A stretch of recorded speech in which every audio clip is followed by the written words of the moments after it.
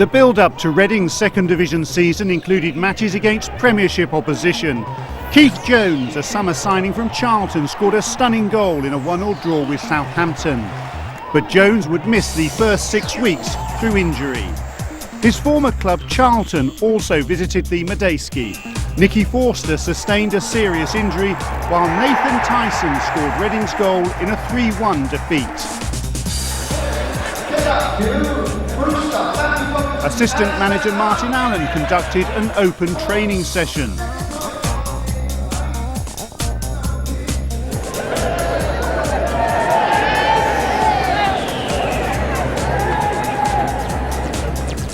There was a training match, only the ball was missing.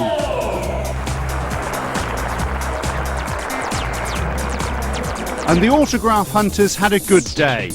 And so we headed to the kick-off of a new league season.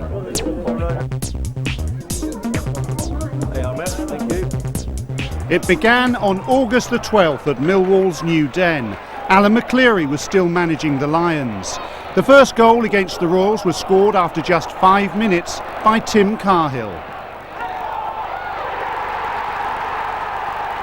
For the Royals, Keith Scott made his one first-team start of the season, but it was the beginning of Millwall's championship winning campaign. Cahill added another early in the second half, while McCleary would soon make way for Mark McGee to return to management.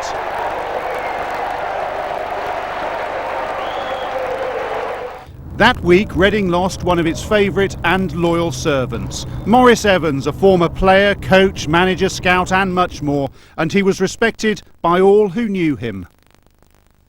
Throughout the club, he's such a nice person. You know, this game that we're in is not really full of nice people, and you've got to say Maurice was a really decent person, honest, loyal, and he was a great teacher to Alan, myself, Nicky Hammond, and he was a mentor to all of us. Maurice Evans was remembered before the kick-off of Reading's first home match. There were more than 14,000 spectators for the visit of Swindon. Tony Rougier, signed just before the season began, played an influential part. He set up Martin Butler for the first, and then he centred for Darren Caskey to fire in the second. Final score, Reading 2, Swindon 0.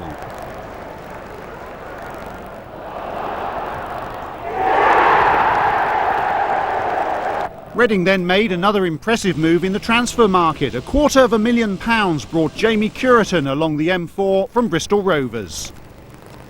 I want to obviously go into the first division, that's my ambition. There wasn't a club that had come in as far as I knew. Reading did, and even though it's the same division, I feel they're much better equipped to take my career forward. And that was really the decision I made. I feel I've made a step up even though I'm still in the same division. Curitan made his debut at Leyton Orient in the first round, first leg of the Worthington Cup. John Mackey, Sean Evers and Darius Henderson also started. But it was Rougier who created the opportunity for Curitan to head a debut goal.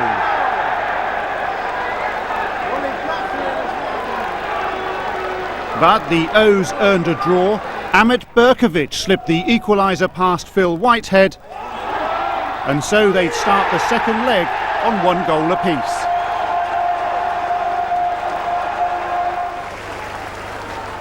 Reading then travelled to Northampton. Curitan began on the bench. It was another striker who claimed the headlines that day. From Marco Gabbiadini's centre, Jamie Forrester turned the ball past Phil Whitehead. It was a match with plenty of goalmouth incident, and only a superb save denied Darren Caskey a headed equaliser. But it was Northampton's day. Forrester scored a second to make it 2-0. And there could have been more, but for Phil Whitehead, the Reading keeper had to be at his best. The following Tuesday provided a night of drama at the Madejski. Reading went 2 goals down against Stoke. Barry Hunter was unfortunate to see his challenge finish with the ball beating Whitehead. Stoke extended their lead, Stefan Thornison with a diving header. And there was almost another own goal after Darren Caskey hit the woodwork. Just before half-time, Martin Butler hauled 1 goal back with a typical finish.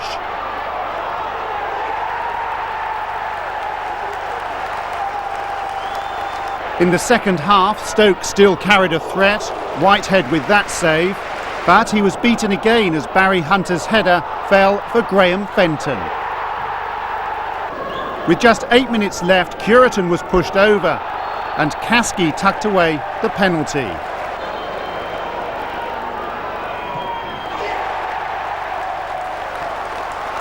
And then in stoppage time, Cureton nipped in to head a dramatic equaliser. It was certainly entertaining. Reading 3, Stoke 3. I'm pleased, obviously got us a point at the end of the day, but we're disappointed giving 3 goals away at home. We feel we're much better than that, but we fought back from 3-1 down. It shows good spirit in the side. I think once we cut out sort of errors, I think we can go on and do well in this division. The former Bristol Rovers striker continued to make an impact. Another header was decisive as Reading began September with a 1-0 win at Port Vale. Whitehead kept a clean sheet. Tony Naylor had Vale's best effort. Reading then crashed out of the Worthington Cup. Berkovic, who'd scored in the first leg, claimed the goal, but Reading's defenders played their part. Orient set the seal on a miserable night for 4,300 Royals fans when Isidore Christie smashed home the shot to take the O's through 3-1 on aggregate. 4 days later, Reading did get among the goals. The beginning of a feast which would see 29 in 8 home games. And not surprisingly, Jamie Cureton was in the thick of it. He hooked home that first against Brentford, and then he made it 2, as Martin Butler caused chaos for the visitors' defence.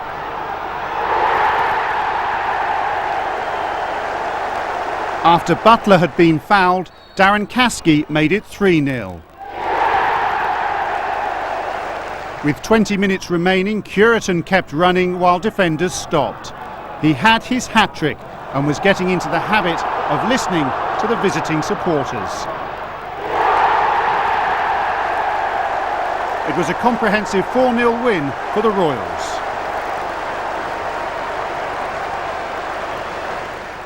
Alan Pardew fielded an unchanged team for the visit of Oldham. The Latics had only won once in the league and Reading took control from the start. Martin Butler began the demolition. A minute later, Sammy Igoe struck his first of the season. A smart finish. Butler teed up an opportunity for Cureton. His effort was blocked, but Igoe made it 3-0 at half-time. There were only 7,700 supporters on hand to witness a superb strike from Lee Hodges. It was his first goal of the season. Sammy Igoe and Jamie Cureton were involved in the build-up for number 5. Substitute Jim McIntyre rounded off the rout. He was another player with his first of the campaign, and Reading were up to 4th in Division 2. At Peterborough, Reading were on level terms for 89 minutes. Then Barry Hunter was adjudged to have handled the ball. It looked harsh, and bizarrely Hunter was sent off. John Cullen's penalty gave the home side all 3 points.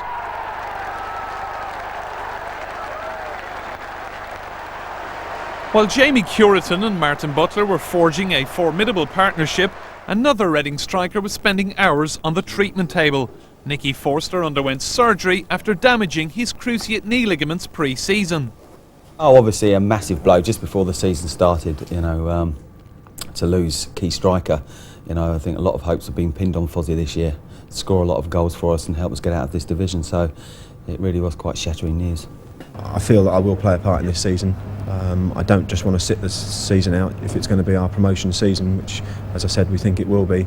I don't want to sit it out all season on the sideline. So I definitely hope to play a part this season. I don't know what you're doing this knee for. It's the other one. With 9 goals in their previous 2 home games, crowd numbers were climbing. More than 11,000 saw keeper Phil Whitehead continue his run of form. Butler fed Cureton to open the scoring. And Butler put Swansea to the sword. His low shot beat keeper Roger Freestone. Reading's strike force linked up superbly. This time, Curitin supplied Butler. He turned inside the defender and took his time before dispatching his 5th goal of the season. At this stage, Swansea were still a threat. Steve Watkin lobbed Whitehead to cut the deficit. But Reading weren't finished. Butler headed the ball on for Lee Hodges to smash in, number 4. And a fortnight after Curitin's hat-trick against Oldham, Butler claimed the match ball. His far post header secured a hat-trick and a 5-1 victory. Reading's next trip saw them in yellow at Rotherham. Ronnie Moore's side certainly hadn't discovered any consistency at this stage of the season. Ricky Newman's centre fell for Butler to continue his run of scoring.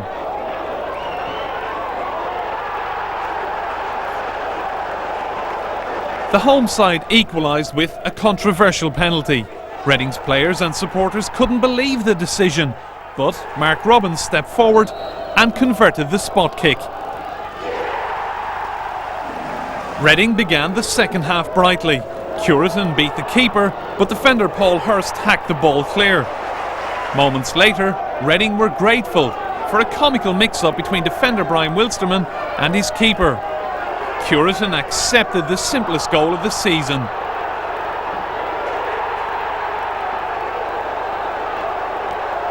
Reading celebrated Adrian Williams' return to the heart of defence, and when Jim McIntyre rose to head goal number 3, the travelling supporters savoured an away day to remember.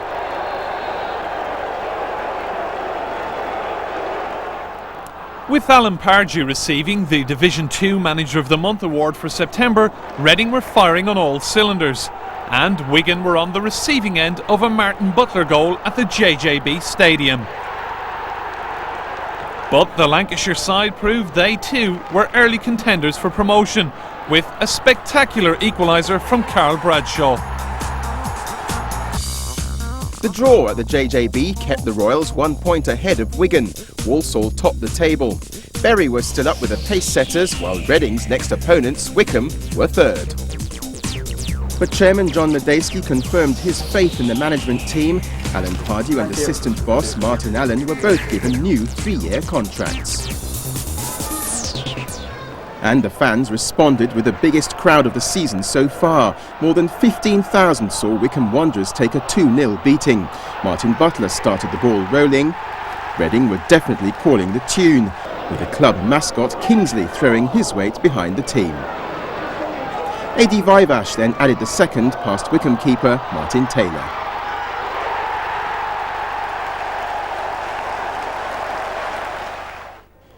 And the goals kept coming as Wrexham suffered the first of what was to be 2 league defeats against the Royals.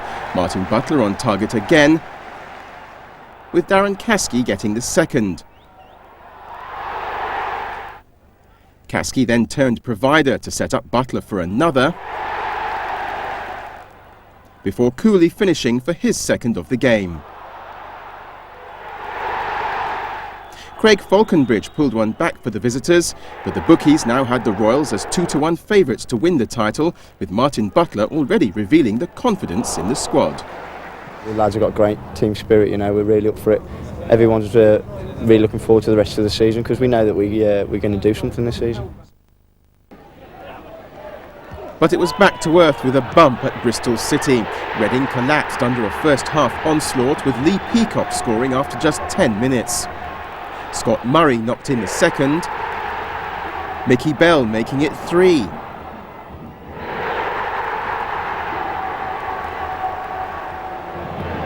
But then a sight which no one in the game wants to see.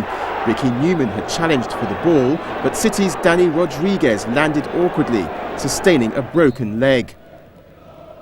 And the horror show continued for Reading, Lee Peacock adding his second and City's 4th in the second half. It was to be the heaviest defeat of the season. Curitin, his turn, whipped the ball across. But 3 days later, Reading bounced back away to Bury. The partnership between Jamie Curitin and Martin Butler was really beginning to flourish. A Curitin cross, a Butler goal. By Butler. Well, when it did come, it was fairly simple. Shaker's confidence has just gone a little bit. A Butler pass, a Curitan goal. 2-0 to the Royals. 2 for Curitan and it's 2 for Reading. 2 days later in training, the players looked as sharp as ever as they prepared for what would be a cracker of a local derby, the visit of Oxford United.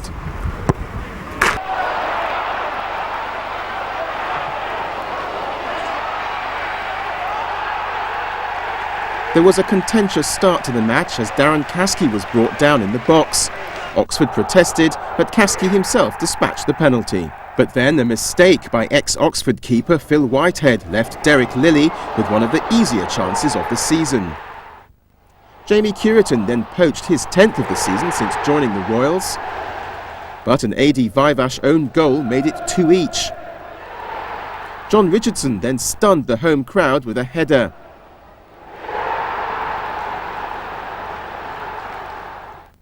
But Tony Rougier was in the right place at the right time, and then went on to show why Reading had paid Port Vale £325,000 for the Trinidad and Tobago international. A goal of skill and flair, which he started in midfield, then ran on to finish in fine style. Inspiration and perspiration as Reading go top of the table. So, at the end of October, Reading sat proudly on top of the division, 1 point clear of their next opponents, Walsall. Wigan, Rotherham and Millwall were close behind.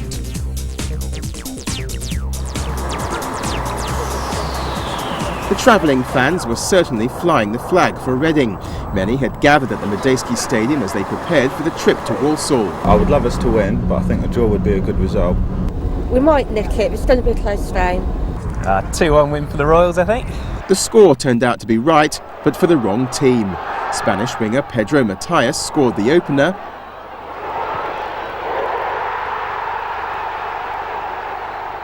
with Darren Byfield adding the second.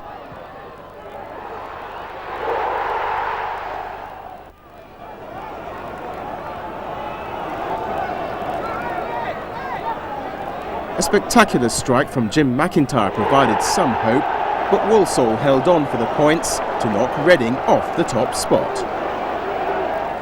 Back to the gym and back to work as Tony Rougier revealed his strong religious beliefs as a born-again Christian. The things you pray for is a collective thing. You pray for, obviously you want to do well for the team, but I think I generally pray for no injuries for both teams basically, and it could be a beautiful and clean game. There was no divine intervention on the pitch though, as Reading suffered their first league defeat at the Medeski Stadium at the hands of Colchester. A blistering Gavin Johnson free kick left the Royals reeling. Ricky Newman deserved an equaliser, but it wasn't to be. A break from the league as Ryman Premier Division side Grays Athletic arrived to try their luck in the first round of the FA Cup, but there was to be no upset as Reading comprehensively beat the part-timers 4-0. Lee Hodges with the opener. Curitan then added the second, before teeing up strike partner Martin Butler for the third. It was then left to midfielder Keith Jones to complete the job. Next stop, York City away. And November ended on a high note, as Chairman John Medeski was honoured with an OBE for services to the community in Reading. It was nearly 10 years to the day since he took over the reins at the Berkshire Club. Reading began December in explosive fashion. Adi Vivash's opener against Cambridge was the fastest goal in England that day. 40 seconds on the clock when he headed in the first of 3. Matt Robinson's cross was met with a superb header from Phil Parkinson to double the lead, and Reading should have been 3-0 up, but Curitan missed from the spot.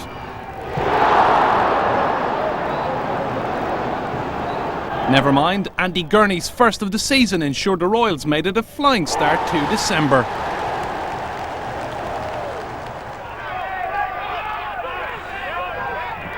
A week later and the Royals faced a tricky trip to York City in the FA Cup's second round. Ricky Newman's inch-perfect free kick stunned the home side before Martin Butler's sharp shooting made it 2-0. The Division 3 side reduced the arrears through David McNiven and went on to equalise thanks to an incredible long-range strike from former Newcastle and Ipswich player Alex Matthey. Kevin Hume received his marching orders for a late tackle on Vivash, but Reading couldn't find a winner against City's 10 men.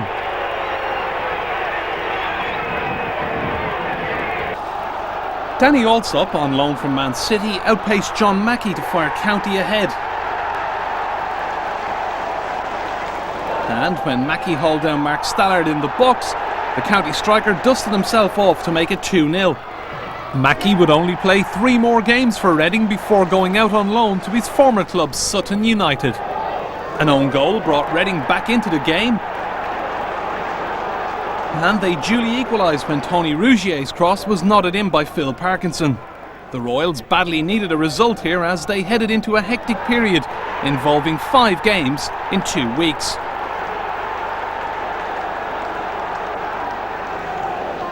Alsop ruined any chance of securing a point by stabbing home a late winner after a goalmouth scramble.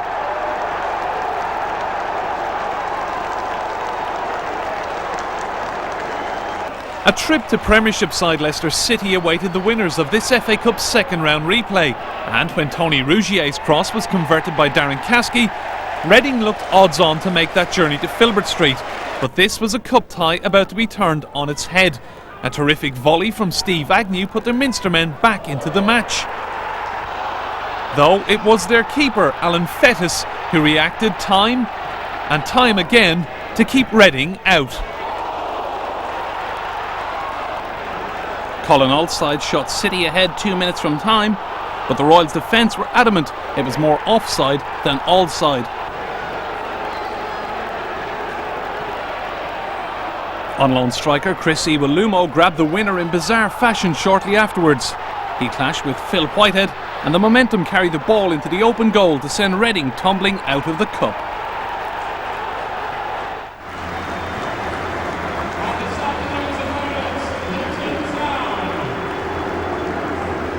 Just 2 days to Christmas and Santa was giving Reading a helping hand. So too was Luton's defence. Barry Hunter popped up with this strike after 22 minutes. And 13 minutes later, Jamie Curitan made it 2-0, scoring the opening goal of his hat-trick. Former Royal striker Lee Nogan pulled one back for a Luton side already fighting relegation. But the Royals moved ahead again, thanks to Curitan and his poacher-like instincts. He completed a memorable afternoon with this back post header to send Reading fans home with an early Christmas present.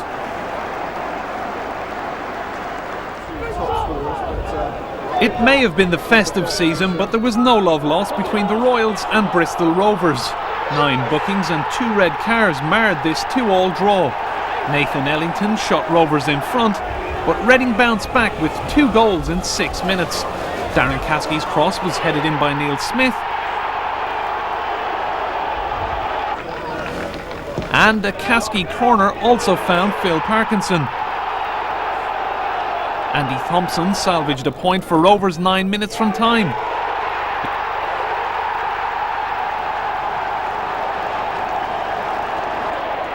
Lewis Hogg was then sent off for a wild tackle on Smith, and teammate Trevor Chalice received a red card for dissent. That 2-all draw left the Royals in 5th place.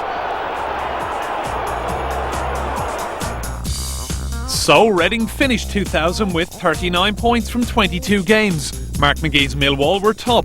Walsall, Rotherham and Wigan were well established as leading rivals for the promotion places. A 10,000 plus crowd turned up for Reading's first match of the new year, and Jamie Curitan very nearly gave the majority of them something to smile about. Phil Whitehead had to be sharp to keep Steve Howard's effort out, while at the other end Reading were up against Keith Welch, and he was in equally inspired form. Whitehead blocked Dean Sampson's header before Marco Gabbiadini sneaked in to score what looked like being the goal that would ruin Reading's New Year party.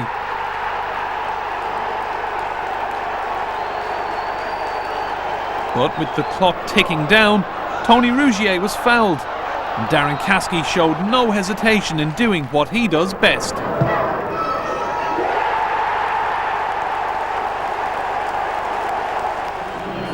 The mascots were enjoying themselves, but with the arrival of Millwall there was tension in the air. Lions manager Mark McGee dismissed Alan Pardew's offer of a handshake following a newspaper article in which the Reading boss criticised McGee's reign at Reading. I'm sad that I've upset him. I mean, I generally said it because that's what we found when we come here. There's a lack of youth team players coming through and there was no one here. I was absolutely disgusted by that and disappointed by that, and I just don't understand it. The pre-match build-up also included an outburst by announcer Jonathan Richards.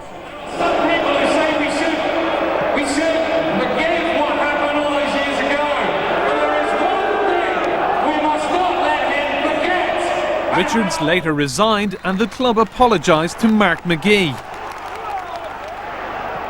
McGee's side had all the incentives they needed in the game everyone was waiting for.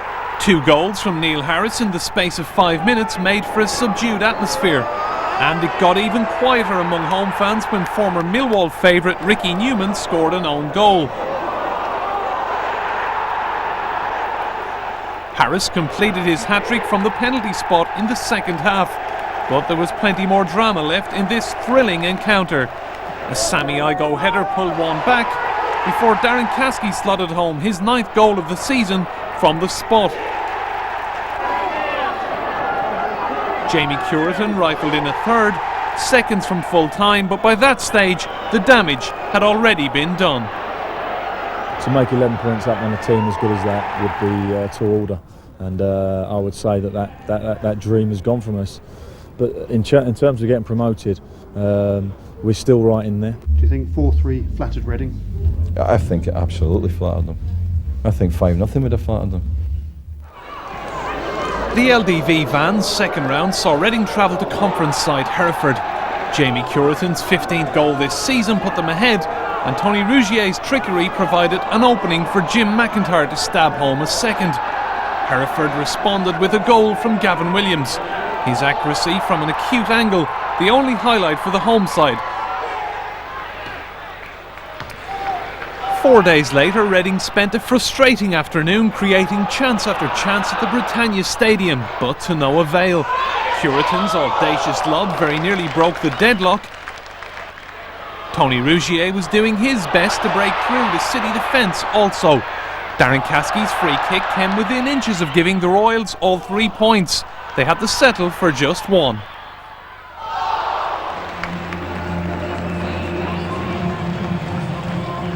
The Royals were looking for their first league win of the new year, while Bristol Rovers were still searching for their first goal of 2001. Vitalis Astayevs was their most dangerous player, this free kick going narrowly wide.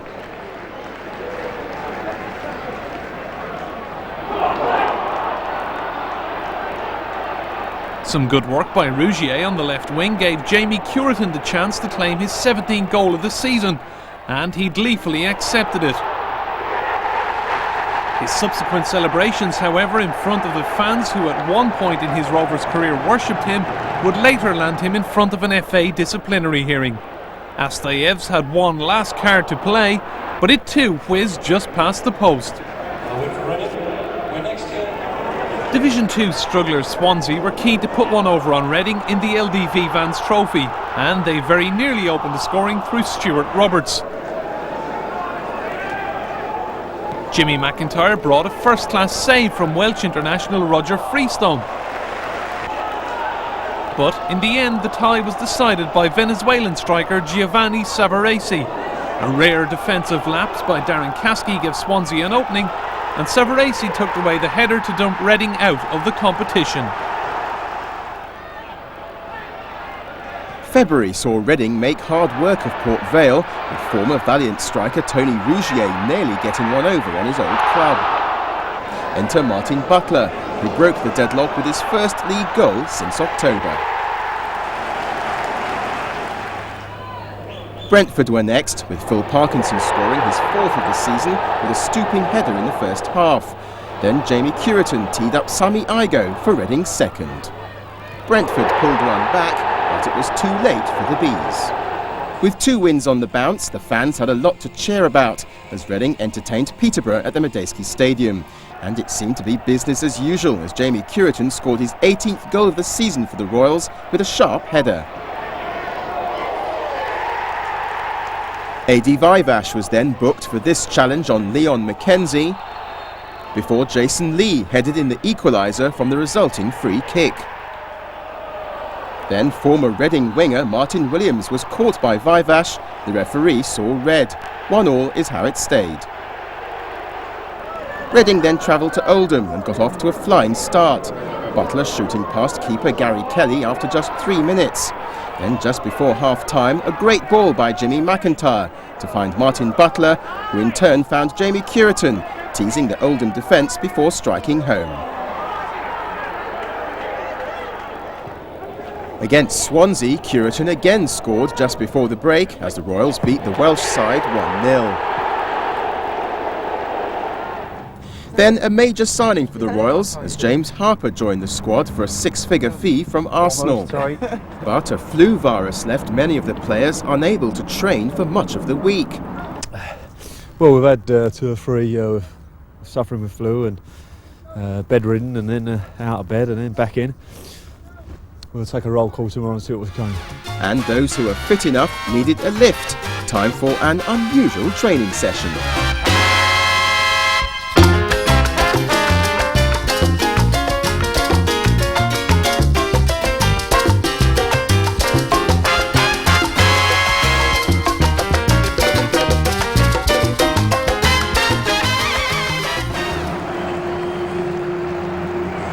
Reading was certainly hoping to lead Rotherham on a merry dance, and new signing James Harper wasted no time in showing his class, shooting just over the bar.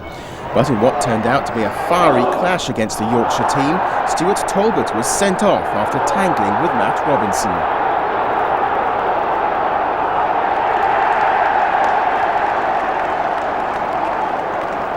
In the second half, James Harper crowned his debut with a cracking goal. 1-0 to the Royals. The 20-year-old already paying back part of his transfer fee. Then from a Kasky free kick, Martin Butler steered the ball home.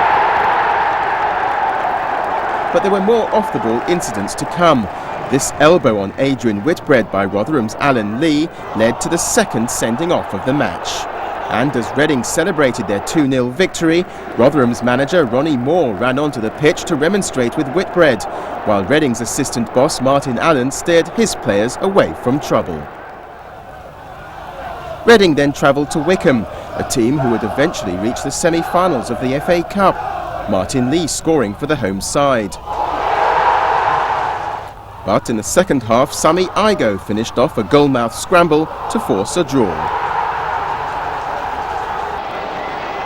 The first Friday night league match at the Madejski saw Reading take on Wigan, the second of 4 meetings in the season against the Lancashire team. Jimmy McIntyre scored the only goal to the delight of the crowd. A trip to Wrexham's racecourse ground was next. Keeper Kevin Dearden fell at the first hurdle, and some quick thinking from Martin Butler resulted in a superb lob. 20 minutes before the end, Wrexham equalised. Lee Trundle the scorer. But Reading took all 3 points after Matt Robinson crossed for Butler to finish.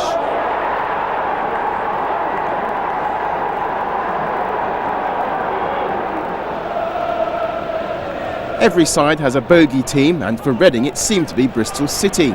Still smarting from the 4-0 defeat 5 months earlier, the Royals made a great start after a Graham Murty strike from 25 yards. The shirt stayed on, but the gloves were off as far as City were concerned. Tony Thorpe sweeping home the equaliser. As the match went on, Martin Butler nearly put the home side ahead, but instead it was the Bristol team that went 2-1 up, Lee Peacock the scorer. It was Peacock again who provided the trickery for Lee Matthews to make it 3-1 to City. It was Reading's third home league defeat. Then the second M4 derby. Phil Whitehead was the hero of the game, saving everything that came at him. Swindon had chance after chance, but Whitehead was determined to keep a clean sheet. Reading only had one clear-cut chance in the whole match, but that was enough. Cureton celebrating the second win against the Wiltshire club. To complete a run of 4 wins in 5 games, Reading had to beat Notts County at home. Martin Butler supplied the first. Curitan the second from a tight angle. There was then an anxious last 10 minutes after Gary Owers pulled one back. But Reading fans were given a lift when Nicky Forster came on as substitute, his first game since sustaining a severe knee injury in a pre-season friendly. So, with 8 key league matches remaining, Reading laid third. It was very tight though. At this stage, Rotherham had the edge over Millwall, but every point was critical.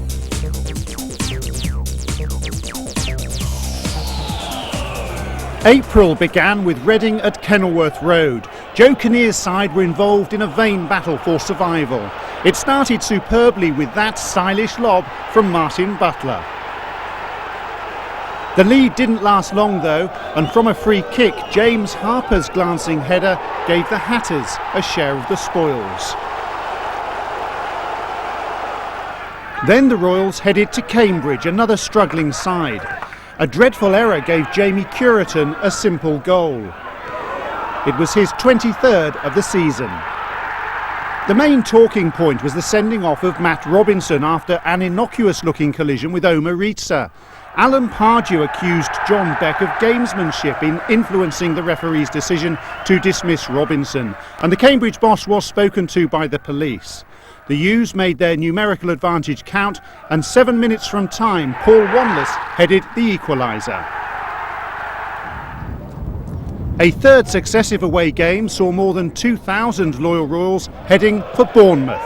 The fixture was finally played at the third attempt. Anyone turning up late missed all the key action. Sammy Igoe retained his place in the starting lineup, but a mistake let in Jermaine Defoe for the Cherries. Reading hit back immediately. Jim McIntyre squared for Jamie Curitan.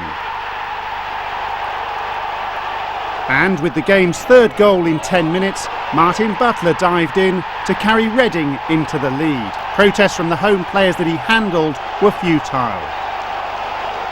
Bournemouth certainly had their chances to level, notably with a Richard Hughes penalty. But Phil Whitehead made a great save. The Reading keeper was superb, and while Bournemouth hit the woodwork 3 times, the Royals rode their luck, took all 3 points and moved up to second in the table. The Royals had 5 games to play, but Rotherham in third had a match in hand, and Ronnie Moore's team hit a rich vein of form.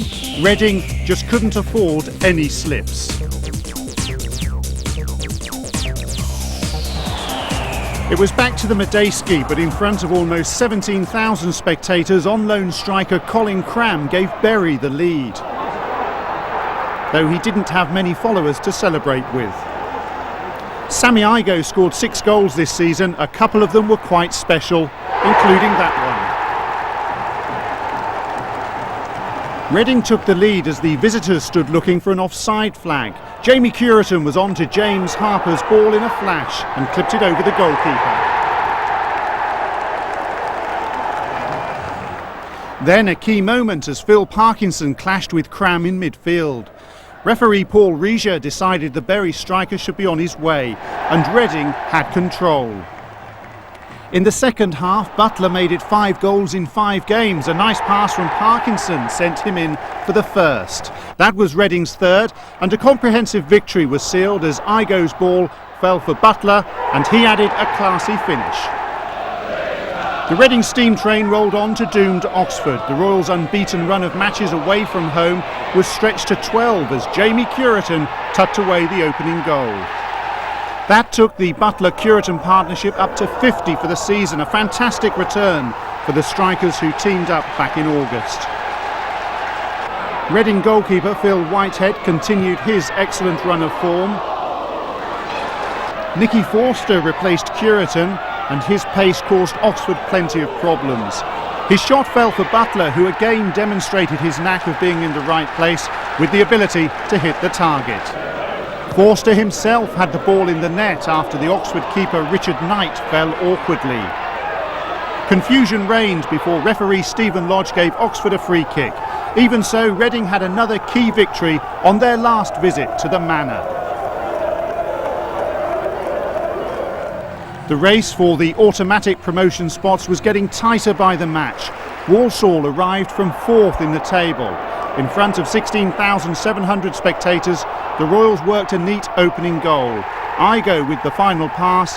Cureton made it 8 goals in his last 8 games. On the touchline, Martin Allen was dispensing his own form of running repairs.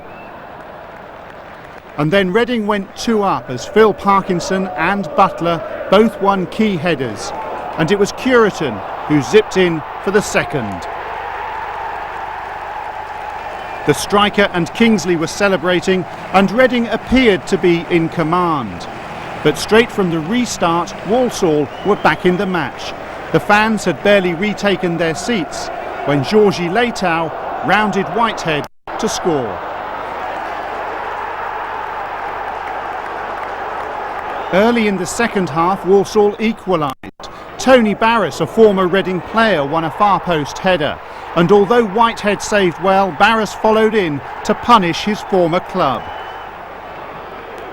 It was heading for a draw, but with Rotherham beating Wigan, the destiny of the promotion places was taken out of Reading's hands.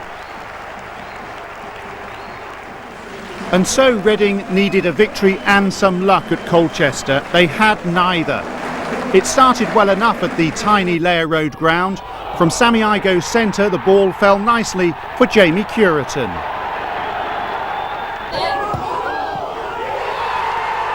It was his 30th goal of the season. Good reason to celebrate. But Reading's joy didn't last. Barry Conlon headed Colchester's equaliser. Then a critical decision went against the Royals. The referee penalised Adrian Whitbread for an infringement. Hardly anyone else in the ground saw anything wrong. Aaron Skelton put away the spot kick and Reading were reeling. Colchester had completed a double over the Royals. Then news filtered through that Rotherham had scored a 90th minute goal to beat Brentford. The Millers were promoted and Reading would head for the playoffs, upset by that penalty decision. Well, I've got to be honest, it's a tight game. You know, they need the points and we're desperate for promotion. And I'm thinking, well, if he's going to give a penalty, he's going to have to make sure it's the right one. We couldn't see nothing wrong with it. And I asked him at half-time, what was it? And he said, my player dragged someone across. I mean, I just don't feel you can give penalties unless they're clear-cut at this stage of the season with so much riding on it. But we're not going to beat and harp on about it. Fair play to Colchester, they've won the game. And we had chances to win it, which we didn't take. Barry Conlon, and of course our posters nominated Andy Woodman as the man of the match. Reading's final league match of the season was a superbly entertaining occasion. Kingsley provided his own welcome to the 20,000 plus fans. Opera singer Lawrence Robinson could have raised a roof with his performance.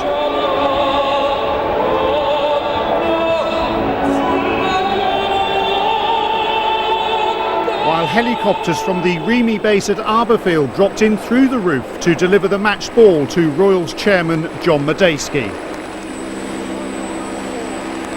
For Reading's visitors Bournemouth, it was a make or break time. They had to win to have any chance of a playoff place.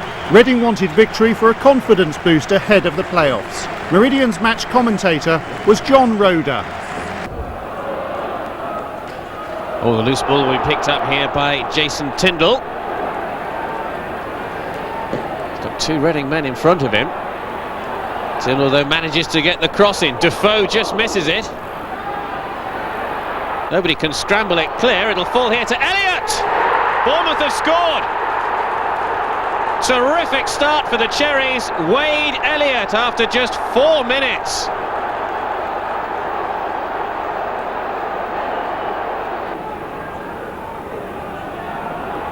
Whitbread's underneath it. Oh, Adrian Whitbread's headed that straight into the path of Jermaine Defoe. Can Defoe make it another one for him? He can. Defoe's 18th of the season, and Bournemouth lead by 2 goals to 0. The mix-up here between Whitbread and Robinson.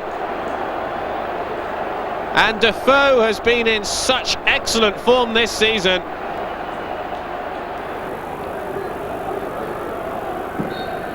can Reading do with this free kick? Here's Martin Butler! They've pulled a goal back. Just moments after going 2-0 down, Martin Butler has struck his 26th of the season, and Reading are right back in this match. Elliott. Still Wade Elliott, all the way! Bournemouth restore their 2-goal advantage, and it's 2 goals for Wade Elliott. A lovely left-footed strike.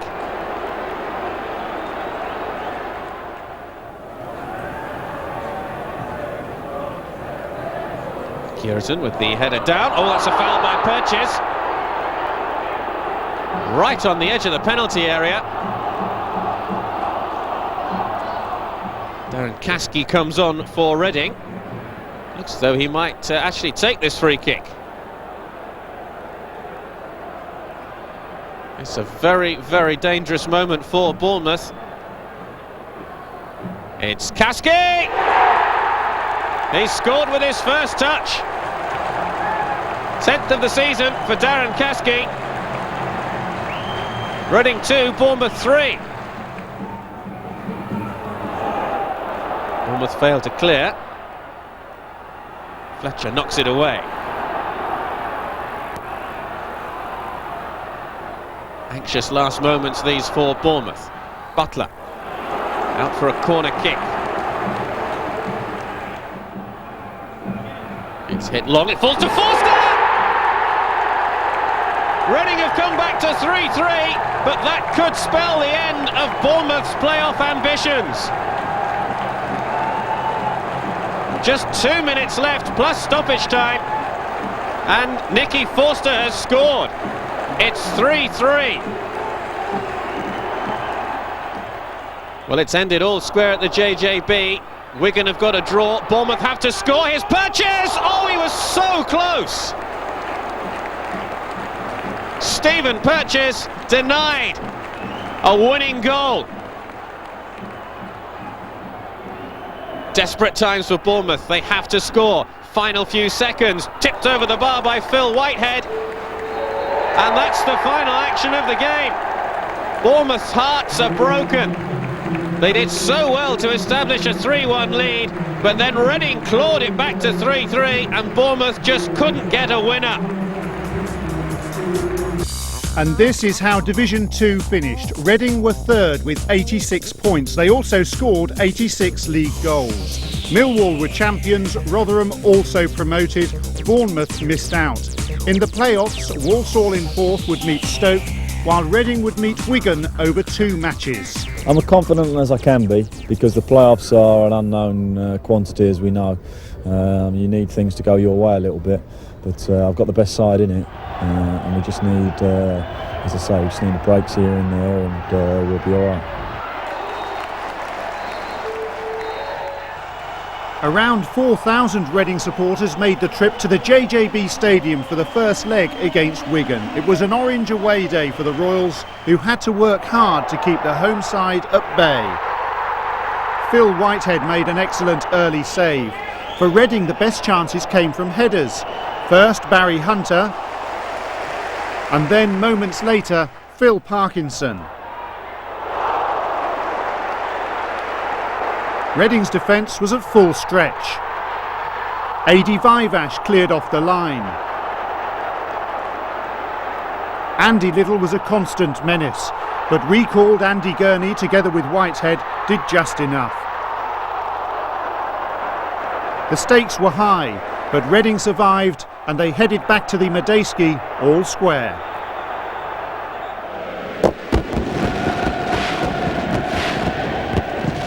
The second leg provided the Medeski Stadium with a special evening.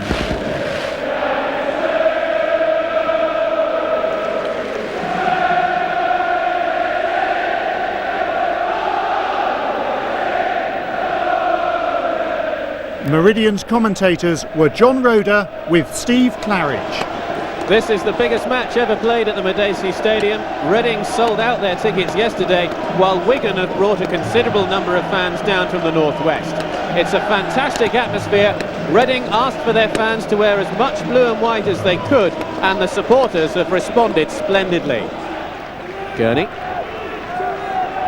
Chase on for De Zoot through the balloons.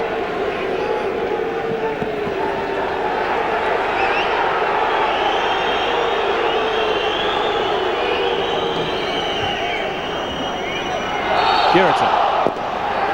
And ball by Jamie Curitan.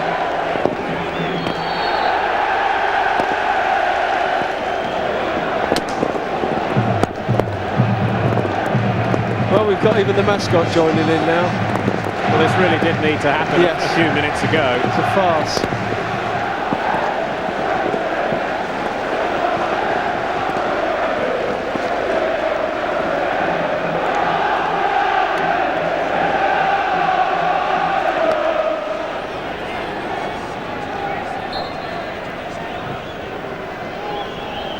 Ball knocked forward towards Howarth.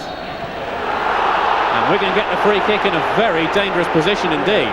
Absolutely. I would imagine you look to Beagrie here. I mean, this is well within range.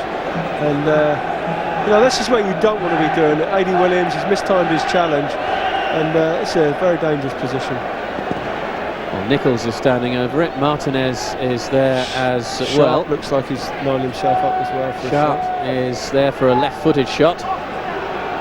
My money's on Sharp to take this. He's going to try and bend this over the wall.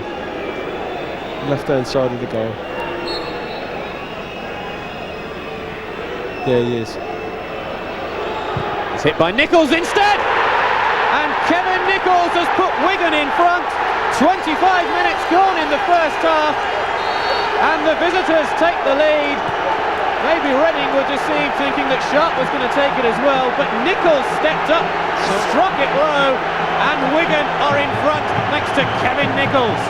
It looked like a big gap there, big gap in this near post. Gone through, it's taken a deflection as well. Well, when your luck's out, also a deflection through the wall. There's a little gap in the wall. Shouldn't be a gap there. Shouldn't be a gap. Been rattled a little bit, Reading. They've just got to be careful here. They don't concede again. There's plenty of time.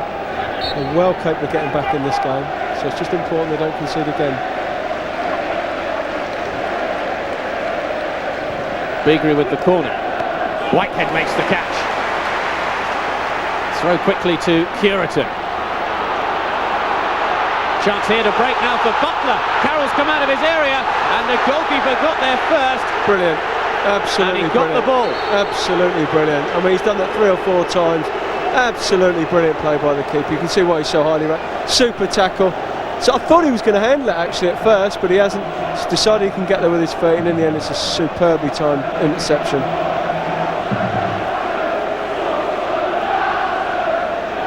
Tensions running high then as Robinson takes the throw. Curled in towards Butler.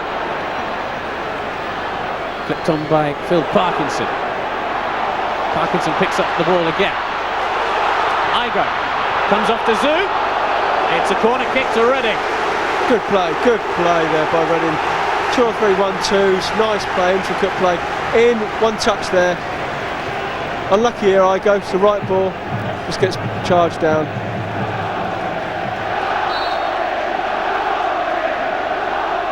Going towards the near post. Carroll just punches down. Will scramble in the area. Definitely no penalty. Wigan scramble it clear. Only as far though as Robinson. McIntyre. Reading have a player down in the penalty area. Play continues though. Now they get a free kick. Just needs to calm it down. I think you'll book him just to calm this game down a little bit. The referee knows that he needs to take action here.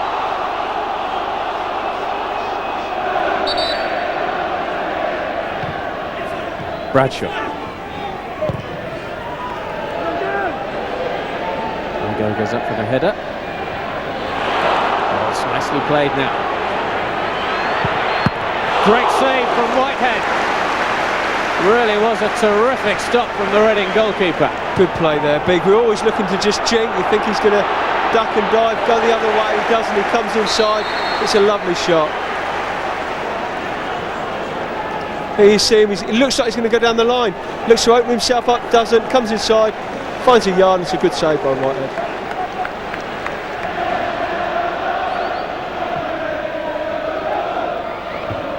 Butler, cleared away by McGibbon. Williams. Reading knocking at the door. Great turn. Shot from Curitan, straight at the goalkeeper though. Jamie Curitan, who's been very quiet this evening. And an opportunity there for Reading. Yeah, just a little flick there, and Curitan just can't manage on his weaker foot to get any sort of power or direction in the ball. It goes straight through to Carroll. One ball forward in the direction of Butler. Dazou underneath it. Here's Rougier. Big, powerful player. Shrugging off the challenge of Nichols. Oh, great play from Rougier. Falls now to Butler. Super play. Rougier, big, strong, direct, straight bursts into the box there. Pulls the ball. Good, intelligent play by Curitan. Butler should have struck that first time.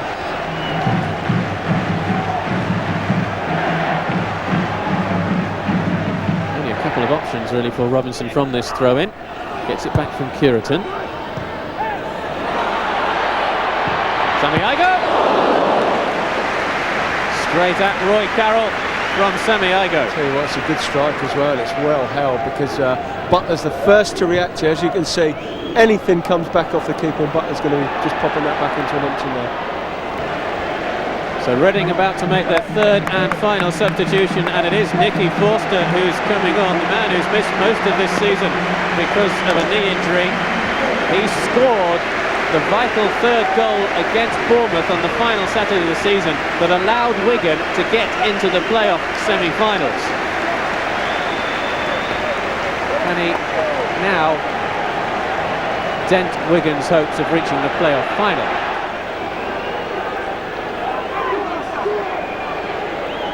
Beagrie with the corner. Whitehead comes and punches. And as far as Nichols. Beagrie once more. It's an interesting cross.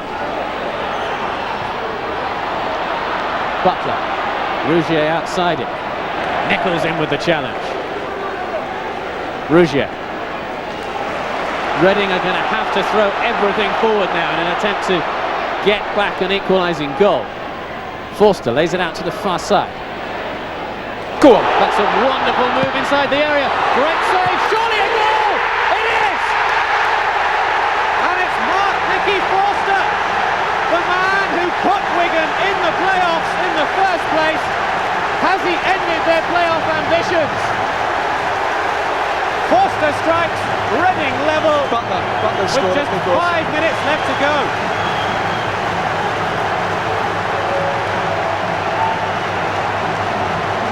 Brilliant play there. Comes across. First time they've had a little bit of luck, Reading in front of goal, as you can see. And Butler's on hand to score. Forster with it, and then it came back to Martin Butler.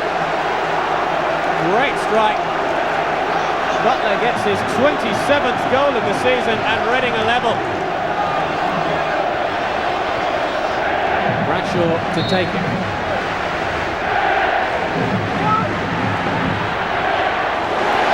Goalkeeper Whitehead, who might have released quickly, decided not to. Forster, his run led to the goal, this time no way through.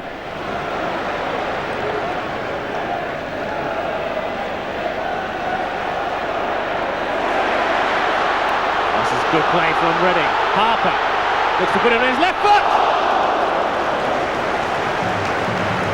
Wide from James Harper. He scored on his full debut against Rotherham back in March. Difference of goal makes there. That's just what Reading are looking for. Harper to get forward, get the second bits, the knockdowns, pick him up and make his way to goal. And unfortunately, shot well wide there, but it's encouraging play for Reading. Header forward towards Butler. Forster wants to return. Curitan's in the middle, so is Butler. Still Forster. Is that a penalty? Yes, it's penalty. Referee says yes. What a dramatic end at the Madejski.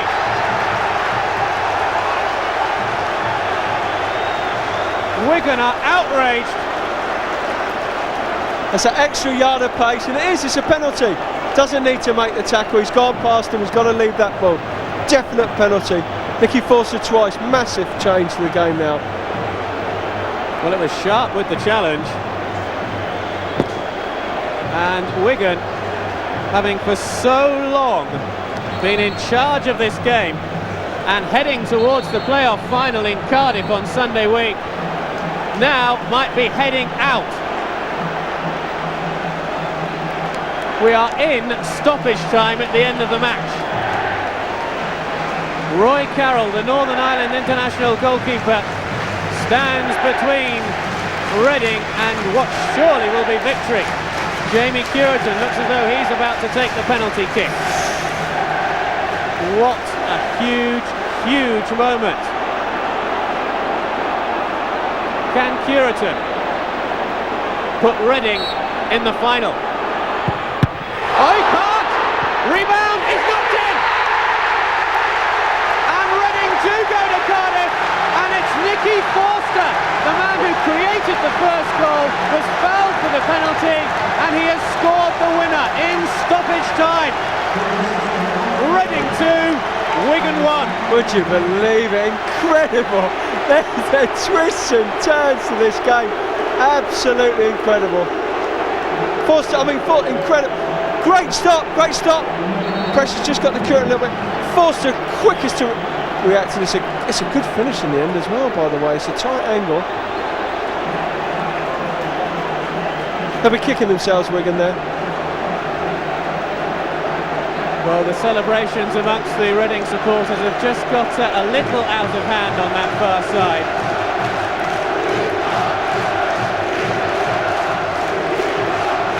But they surely cannot seriously believe the position that they find themselves in now, Reading. A few moments ago they were heading out, now they are leading by 2 goals to 1.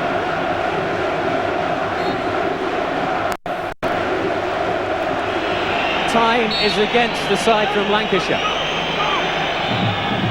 Bradshaw's corner is a poor one. Reading though nearly gifted it back to them. Butler's mistake, but that is it! What a dramatic turnaround at the Madejski. Wigan was for so long leading through Kevin Nichols' first half goal, but the introduction of Nicky Forster made all the difference to Alan Pardeau's side. Butler getting the equaliser, and then Forster following up after Curitan's penalty had been saved by Roy Carroll. What a dramatic ending, Steve Claridge. I think it's just always expect the unexpected, isn't it? Incredible scenes. They've looked more dangerous in the last 5 minutes of the game than they have the whole other 85. It's just unbelievable end. He's even missed a penalty, and he's taken us to on a nerve-jangling end to it. And Foster's reacted. He's made the difference. It's come on. He's had an effect on both the goals. Obviously, he scored one of them, and his runs out wide. It was what the game had been missing. Reading will go to Cardiff on Sunday week for the second division playoff final. Full time at the Madejski. Reading 2, Wigan 1.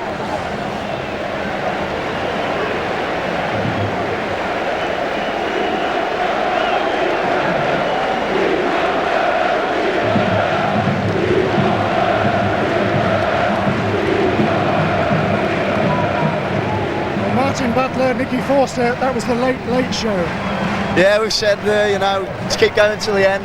The game's 90 minutes, and the lads maybe didn't perform how we have been all season, but the result at the end of the day was absolutely magnificent.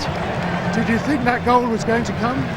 We kept plugging away, and it didn't look like it was going to come. Then all of a sudden, Fozzie's come on. He was out this world, changed the game, and created the first goal. And then, luckily enough for us, he got the second. So just pleased to bits. He was brilliant.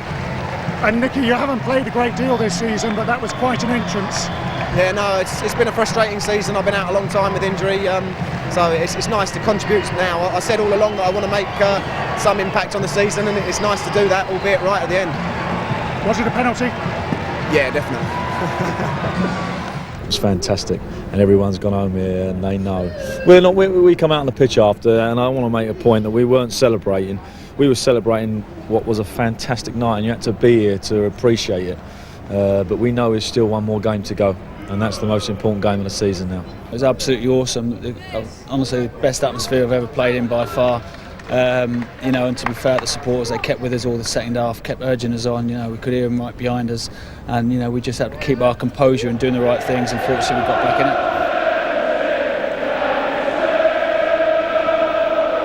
And so the ticket office at the Madejski Stadium was besieged as 32,000 supporters followed Reading to the final game of this eventful season. We are going up, say we are going up! We are going up, say we are going up! Walsall were the opponents in the second division playoff final at the Millennium Stadium in Cardiff.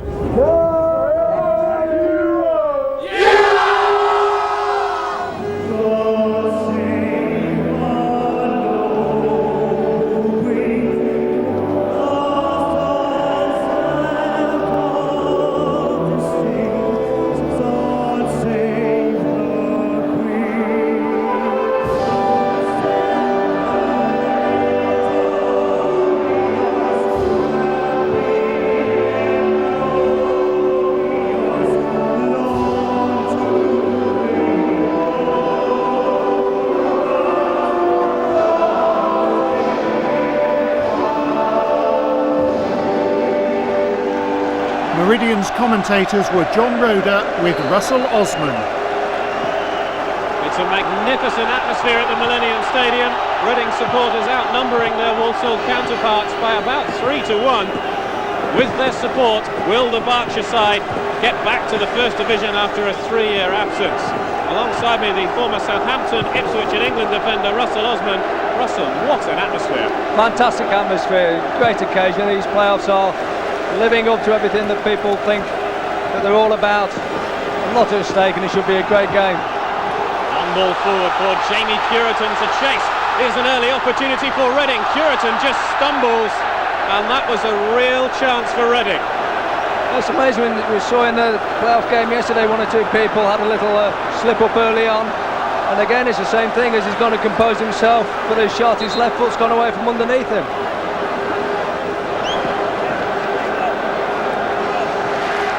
Nice bright start to the game. Well, Whitehead knows all about the football support in the West Midlands, having joined from West Bromwich Albion. Here's Martin Butler, the man who started his career with Walsall. Oh, he's laid it through into the path of Curitan. Is that a foul? Referee says no.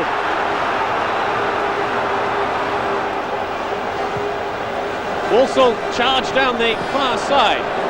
Georges Leta looking to get in behind the defence, and it's out for a goal kick. Well, for me that had to be a free kick or even a penalty. I think it's just outside the box. There's definitely a tug. I think it's Arnoldi. He just has a little tug on there. I'm not quite sure which striker it was.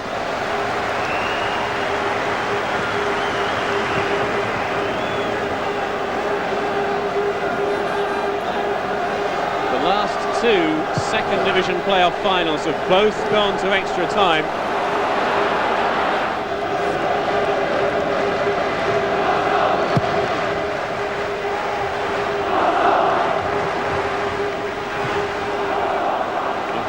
Barras.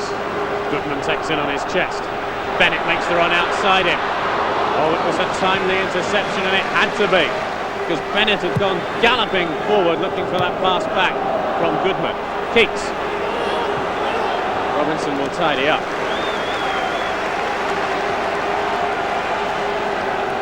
They can't get any possession forward at the moment, Reading, can they? Every time they go forward, he's coming straight back to them. High ball is intended for Butler to knock down to Curitan. Barras though and Tilson just seem to be underneath everything. Here though may be a chance for Reading. Cleared this time by Brightwell.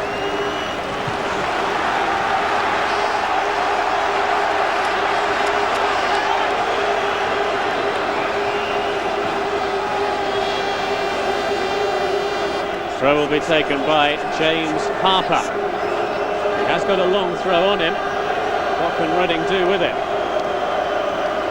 Butler's in the middle waiting for it. Just flicked on. Great save from Walker, but it's gone in! And Reading take the lead on the half-hour mark. The throw wasn't cleared. Walker thought he'd made the save, but the shot goes in and Reading are in front. There's a good strike by Jamie Curtin. I think it's a flick on by Jim McIntyre. It's Ian Brightwell, just too far off Jamie Curtin. Good technique, he got on top of the ball, managed to fire it out Walker. I think Walker was just a little bit unlucky. And that's what it means to the Reading supporters. Jamie Curtin gets his 31st goal of the season, his 30th for Reading.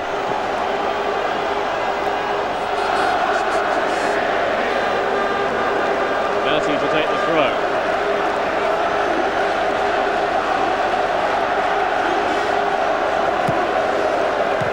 Ronaldo.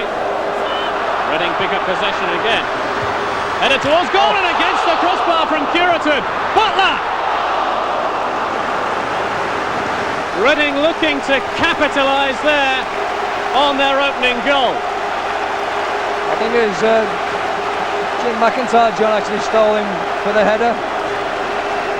He does have a knack of scoring good goals. He's a tall lad for a midfield player. I know him from his early days at Bristol City, and he always scored a few goals. Good ball in by Sammy Igo, and I think Alan Pardew thought they'd gone 2-0 up there. With the header clear, only as far as Aranalde. There's Matthias, who's been pretty quiet down that left-hand side for Reading. Aranalde looks to get the cross in, can't do so. Oh, that's a dangerous slip. Goodman.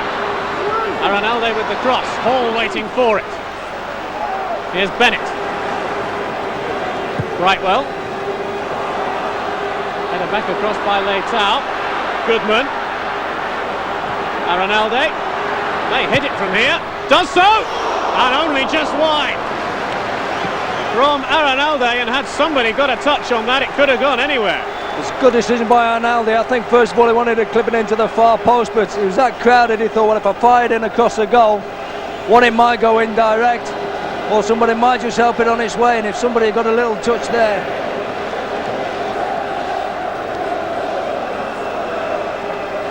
Aranalde with the free kick. Bennett puts it back into the danger area. Might fall here to Paul Hall. Oh, what a block that was. Terrific bit of defending to deny Paul Hall. Super defending. I think it was Vivash there, came across at the end and just denied him. Great block. Keats to take the corner.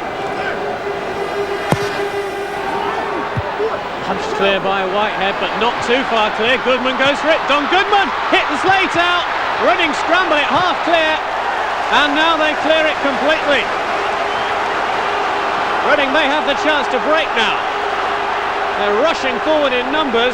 Walsall a little slow to get back. Here's Harper.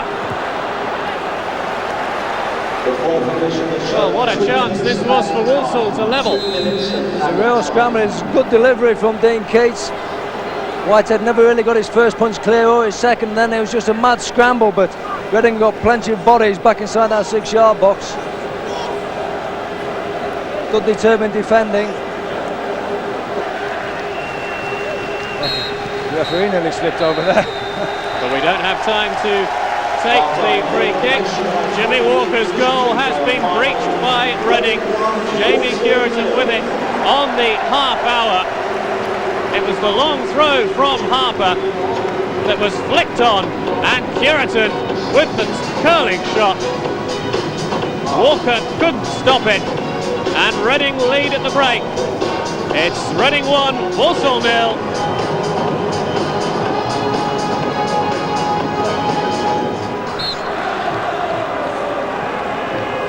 Will it be Bennett? Will it be Keats? Will it be an equaliser? It's Keats, and it's a terrific save from Phil Whitehead. Reading have to concede the corner, but that's far better than conceding a goal. Yeah, good accurate free kick. I think he was just curling inside the post, and Phil Whitehead made a good save. I think he tried to hold on to it. He didn't really punch it away. He just couldn't stop it going out for a corner. Floated in dangerously, punches by Whitehead. Rather fortunate that nobody in a Walsall shirt was on the end of it. is Aranalde. Matthias. Aranalde. Turn is by Pedro Matthias. There are two men. Here's Goodman! 1-1. Perfect start to the second half for Walsall. And it's Don Goodman with his third goal for the Saddlers since joining them from Motherwell. It's all square. There's good play between Pedro Matthias and Arnoldi. Matthias just clips it onto the far post. Nobody offside. Little punch header back towards Don Goodman on the 6-yard box. They couldn't finish. Super finish by Don Goodman and Phil White. They just couldn't quite get their full hand to it. Lovely header back by Andy Tilson. Great poacher's goal. John Medeski, the Reading chairman, must have thought the best at half-time. Now, not so sure.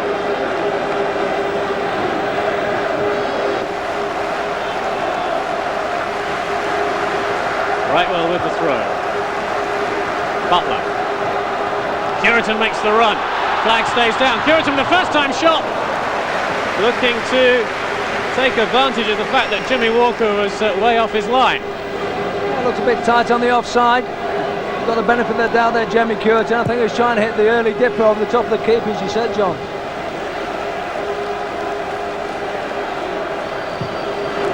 Hit forward long by Merton. This time the header is won by Butler, fisted clear by the goalkeeper Walker. Over the bar. Walker will be relieved about that. Forster with the shot. It wasn't the best free kick, but Butler won his first header of the day really there and put James Walker under pressure.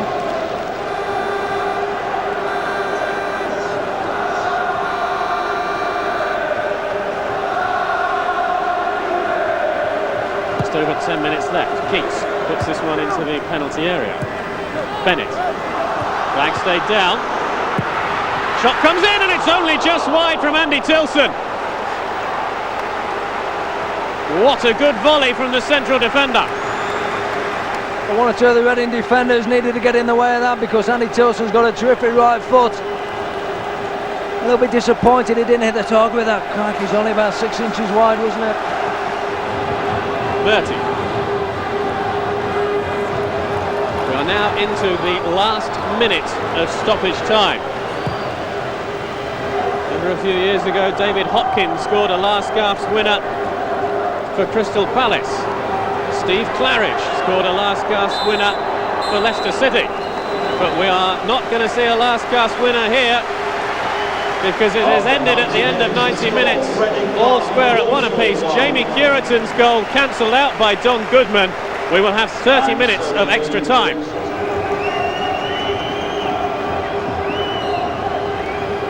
Half an hour of extra time then underway.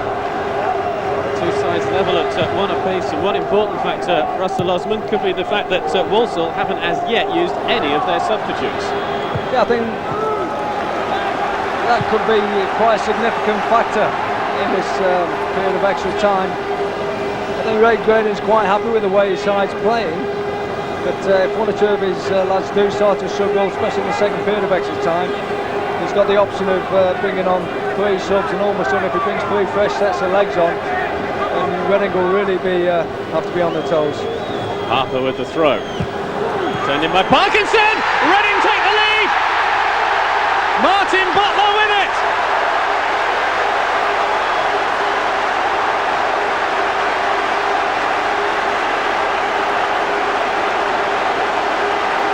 Scoring for Reading. Martin Butler gets his 28th goal of the season. He struck early in stoppage time and Reading have regained the advantage. Well, the throw wasn't cleared very well and he's just popped in the 2 Walsall defenders. I think it's Tilson and Arnade never really got away off the edge of the 6-yard box. And Martin Butler really won his first header of the afternoon. Walsall are preparing to make a triple substitution in an effort to get back into this game. Byfield, Gadsby and Boukran all preparing to come on for the Saddlers. Header in, and it's only just over from Tony Barras. Corner kick. Barras, who scored the equaliser when these two sides drew 2-2 at the Medeski.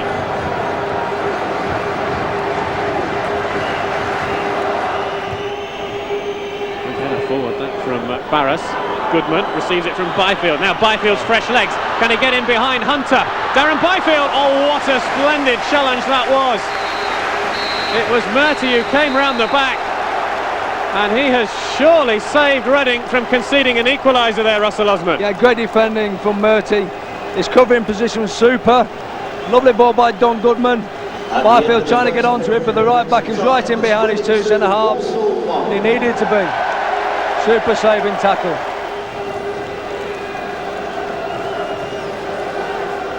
Going to be a tense last period of stoppage time for Ireland Pardew and everyone connected with Reading Football Club.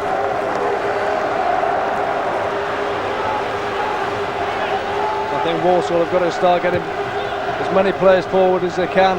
They've got to take a chance soon. Aranalde. What a time it would be for him to score his first ever goal for Walsall. Goodman. Bukran. Looked for a moment there as though he was lining up a shot. Keats goes down in the area. Oh, it's taken a deflection, and Walsall are level. This game is right back in the melting pot. Well, I'm not quite sure how that's gone in, John. Oh, that's an own goal. Yeah. I'm not sure whether it's Barry Hunter tries to clear it or... It's off Tony Rougier. Yeah, Barry Hunter tries to clear it. It's the back of Tony Rougier and flies in the back of his own net. So a little bit of good fortune for Ray Graydon. Can't believe that, can you? If it goes to penalties, as it did 2 years ago in the playoff final between Gillingham and Manchester City, then I understand they will toss for choice of ends, but we won't need penalties possibly, because Darren Byfield has put Walsall in front. 2 quick goals at the start of this second period of stoppage time, and Walsall are in front. Well, that is unbelievable, isn't it? Dan Byfield's only been on the pitch about 15 minutes. Turns it inside. He collects the ball well, there's no real pressure there, but a good turn, leaves the defender. Hits it from 25 yards, and I think he catches Phil Whitehead by surprise and just sneaks inside the goalkeeper's near post. It's a good strike. Whitehead will be a bit disappointed he's let that go in on his near post. It's getting all too much for some.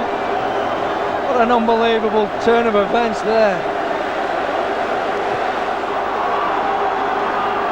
It's an aggressive run forward from Graham Murty, looking to slide it into Forster. Forster goes inside Aranalde. Forster! Saved by Walker. Nicky Forster couldn't work his magic that time. They cannot believe it.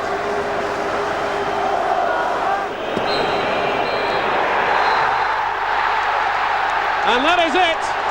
Walsall have won this second division playoff final by 3 goals to 2. Delight for Walsall, but it's heartbreak for Reading.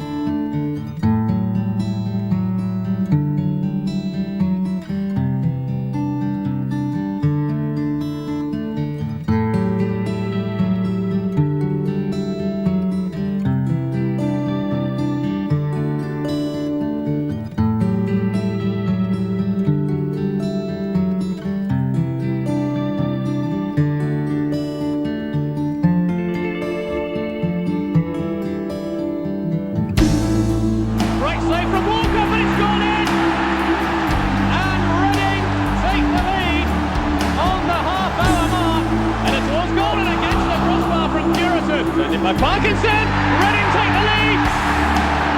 Martin Butler with it. Darren Byfield has put Walsall in front. Delight for Walsall, but it's heartbreak for Reading. And it's important that we start off next season really well, because we need to keep that support, because I think the difference in the stadium was so evident. First took over, there was 7,000 people, and it looked so much better with 10, and then it looked better with 12s and 14s, and then at the end when we had 18s and 20s, that's what it should be about. But it's up to us now, because we've not given what they wanted, that we start off really well next year, and that's what we'll be looking to do. Go on, that's a wonderful move inside the area. Great save, surely a goal! It is!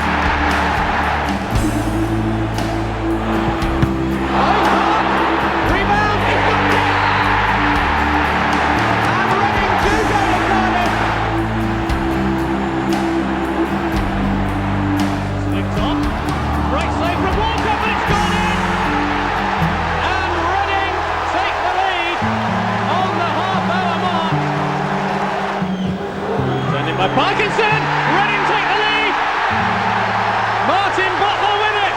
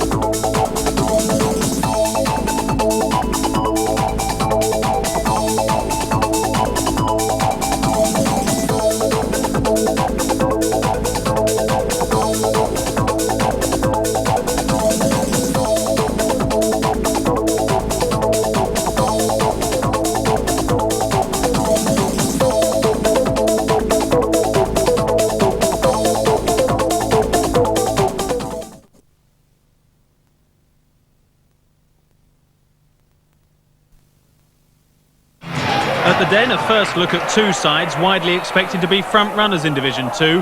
Millwall came out on top. Reading's reshuffled defence still settling down, and it showed. Tim Cahill opening his account after only 5 minutes. The Lions made it to the playoff semis last campaign, and as their young side matures, will only get better. Neil Harris should be a regular on the scoresheet again, and with midfielders like Cahill to feed off the scraps, Millwall have lots to look forward to.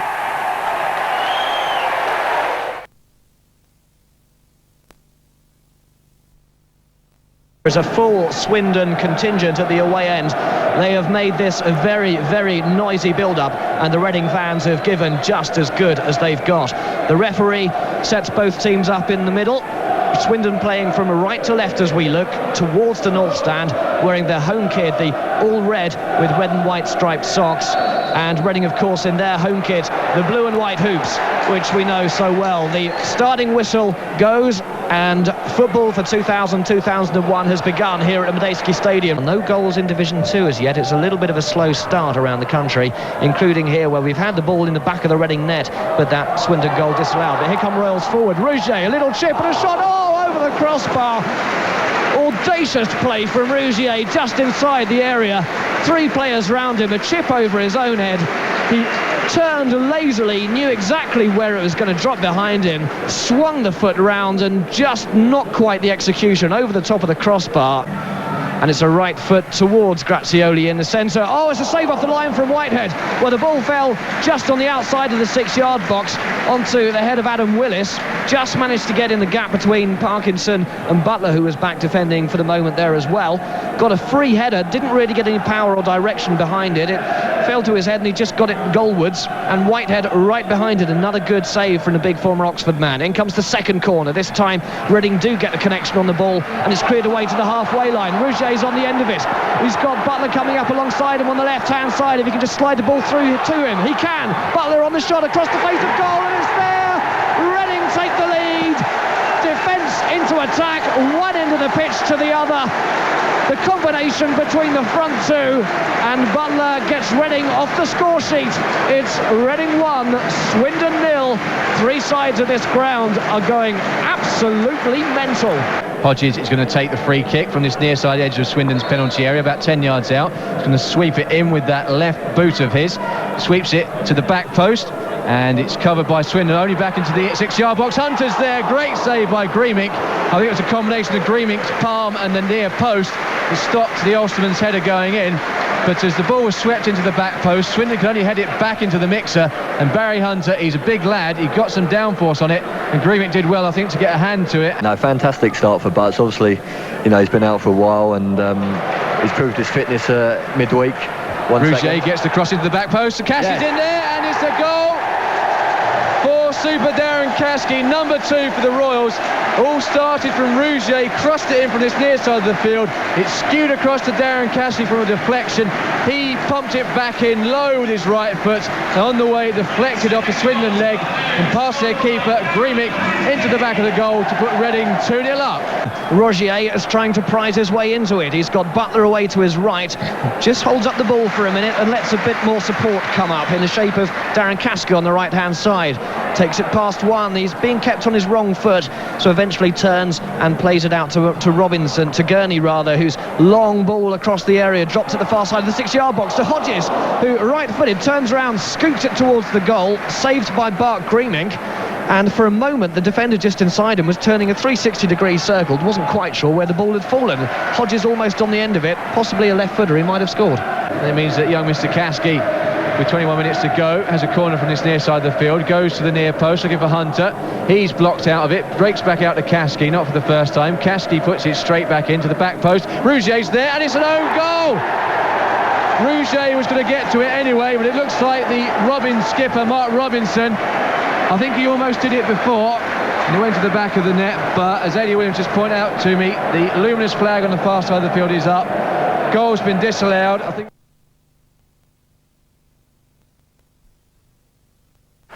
Northampton's second division campaign is up and running.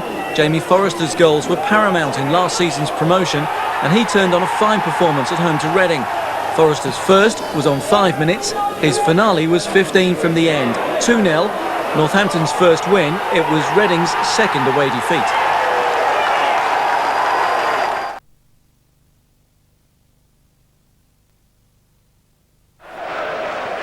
Caskey with his free kick to whip it in. Oh, it's gone through everybody. Oh, that's a great tip away from the keeper. He must have seen it late, just went through a crowd of defenders, got his fingers to it and pushed it away. Still get a chance to bring this ball away. Oh, that's a poor back pass. There's 3 against 2 here for Stoke City if he plays the right ball through. Oh, that's a good tackle back. Another chance though if he hits it.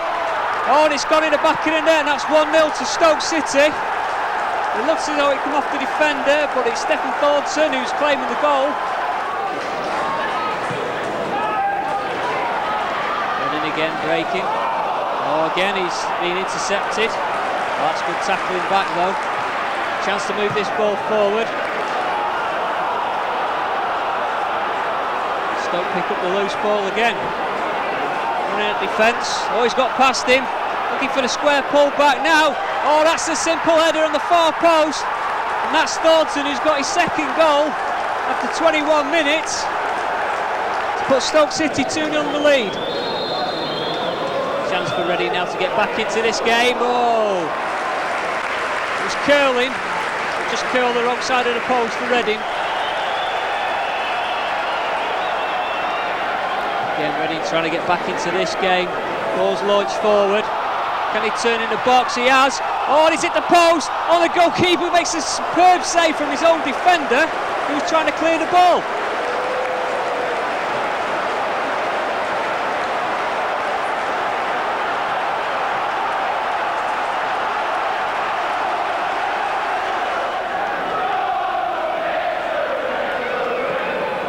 Kasky with a free kick in again. Everybody with the heads up. Oh, that's a superb strike, and that's Martin Butler who's pulled one back after 44 minutes of this first half. It's a great floated ball into the box from Kasky. The Stoke defence couldn't get rid of it. Butler puts it away.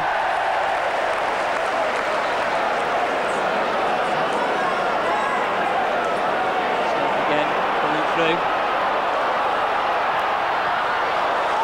Oh, it's a great save by the keeper. Lovely strike. And again, Stoke are moving the ball well. Chance to whip this cross in to the far post. That's well defended there. He's chipped it. Oh, it's a great save by the keeper. Oh, fully from 25 yards with that shot.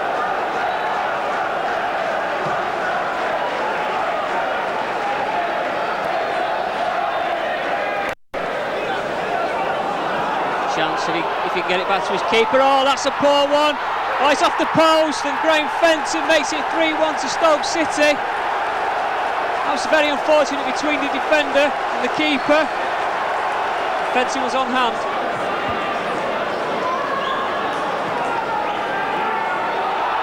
Well, he's gone down in the box. What's the referee giving? The whistle's gone. He's given the penalty. Well, it looked innocuous, the challenge. The referee's given it, and it'll be Kasky to take the penalty, and he thumps it away and brings the score back with 82 minutes, 8 minutes left, to 3-2 to Stoke. Can we get it?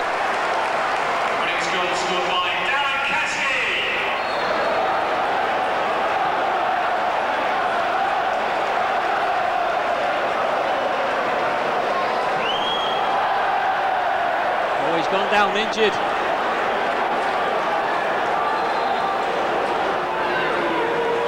That's a bad break.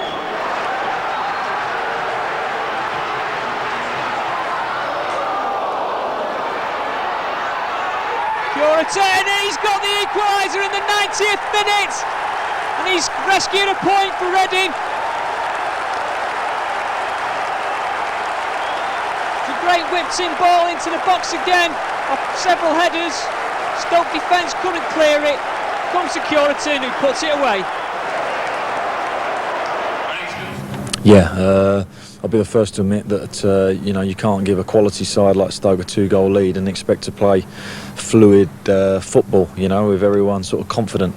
But we dug in and really showed grit and determination and character. And I don't think that would have happened 10 months ago at this place. And we showed that we've got flair in the side, but it was the character that see us through tonight and got us a well-deserved point, I thought, in the end.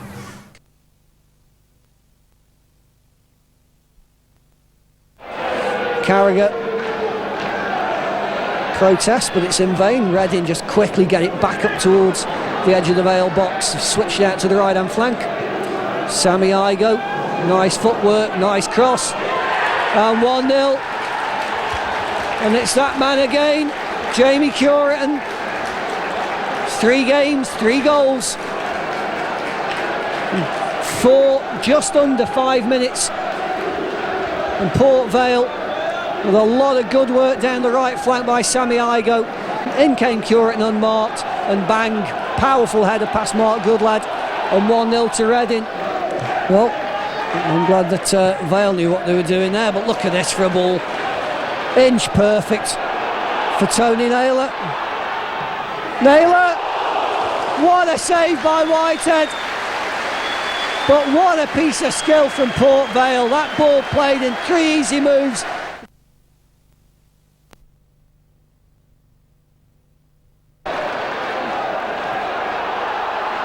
Chance to whip this ball into the near post. It's great flick header. Nice, a superb save from Whitehead. Reading with a chance here now. Curitan! And he gets the goal that puts Reading 1-0 in the lead after 18 minutes. It was a striker's goal, poaching on the 6-yard line. Comes in the back of the net.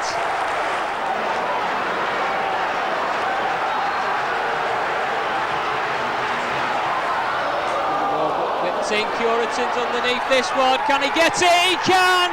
And that's 2-0 for Reading. They were queuing up to score a goal there, Reading. Jamie Curitan puts the ball in the back of the net with ease.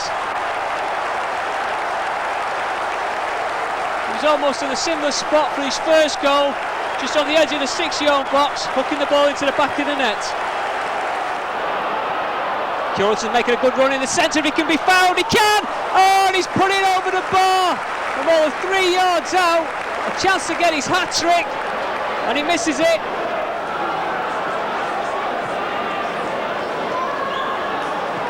Oh, a chance for a clearance now. Curitan on his own. Butler's making a good run in the centre. If he can look up and find him, he can. He's got a chance. Oh, he's been brought down in the box, and the referee gives the penalty. It was a great cross from Curitan to Butler, and it was chopped down from behind. Darren Caskey with the penalty. 45 minutes, and it's 3-0 to Reading. They're going at half-time, 3-0 up.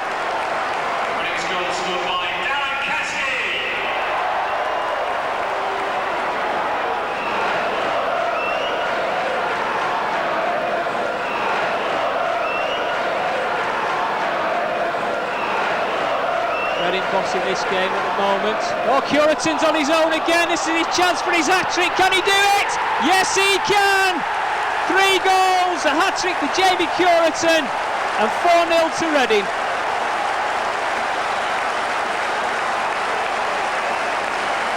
It's a superb overhead kick that sent him through, all on his own. He beat the offside trap, and 1-on-1 against the goalkeeper. He's not going to miss.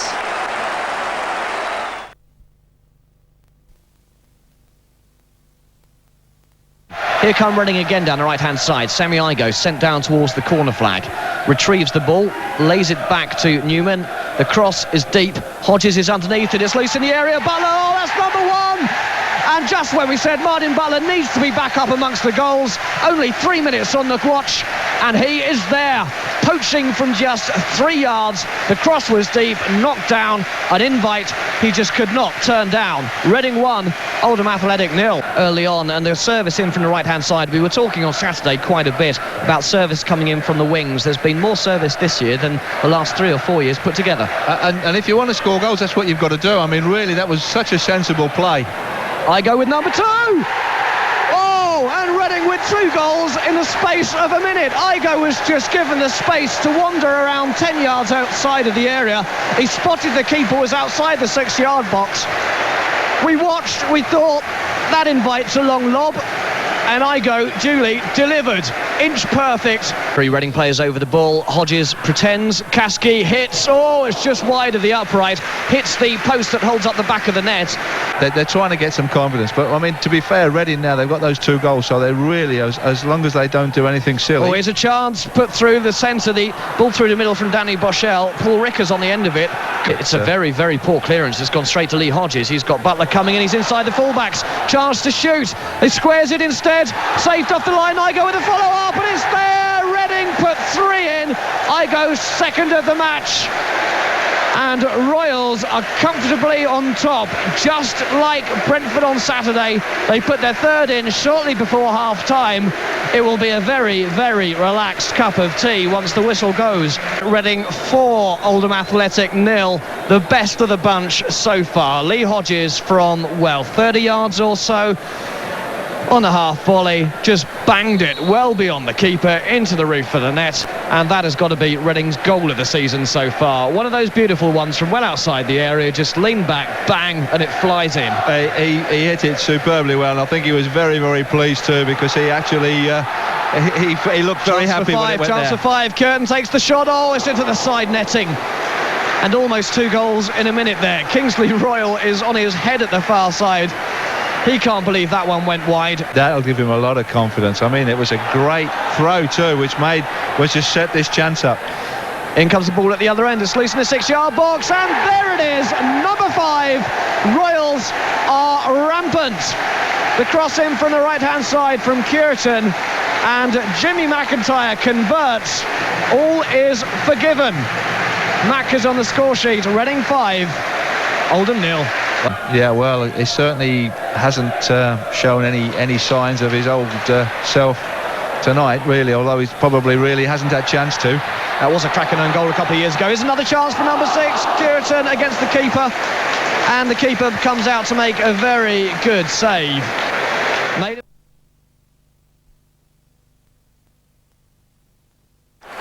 Peterborough beat Reading despite the visitors dominating the game at London Road. The Royals will rue missed chances and a late red card.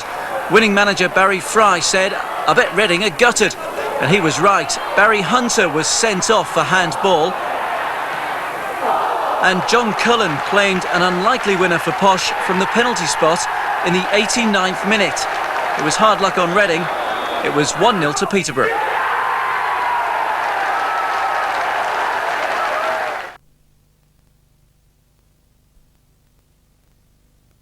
Caskey has a free kick, far side of the field, just outside the penalty area, almost on the edge of it. He's going to curl it in with that right boot, past a 2-man goal, goes in low, oh, off the post. It went right through, didn't touch anyone, and it hit the far post, but the angle it was travelling at, it bounced away from the goal rather than into it, and Darren Caskey, very, very unlucky not to put his team ahead.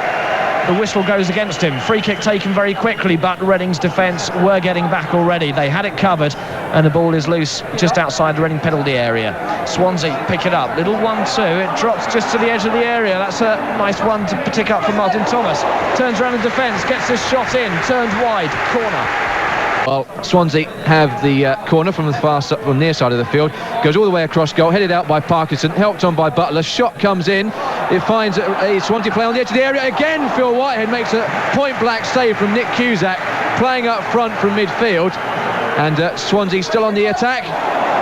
Header comes in from Boyd this time, and Phil Whitehead, well, you have to say, in the space of less than 2 minutes, he's made 3 absolutely fantastic saves. Yeah, Jimmy Mack's definitely trying to push up the left-hand side as much as possible. Let's check out our local matches in the FA Vars. We've got 2 featured matches today. Let's stop first at Didcot. Reading Town are the visitors. I'll tell you in a moment. Shot for Reading. Reading take the lead. Curtin from the right-hand side.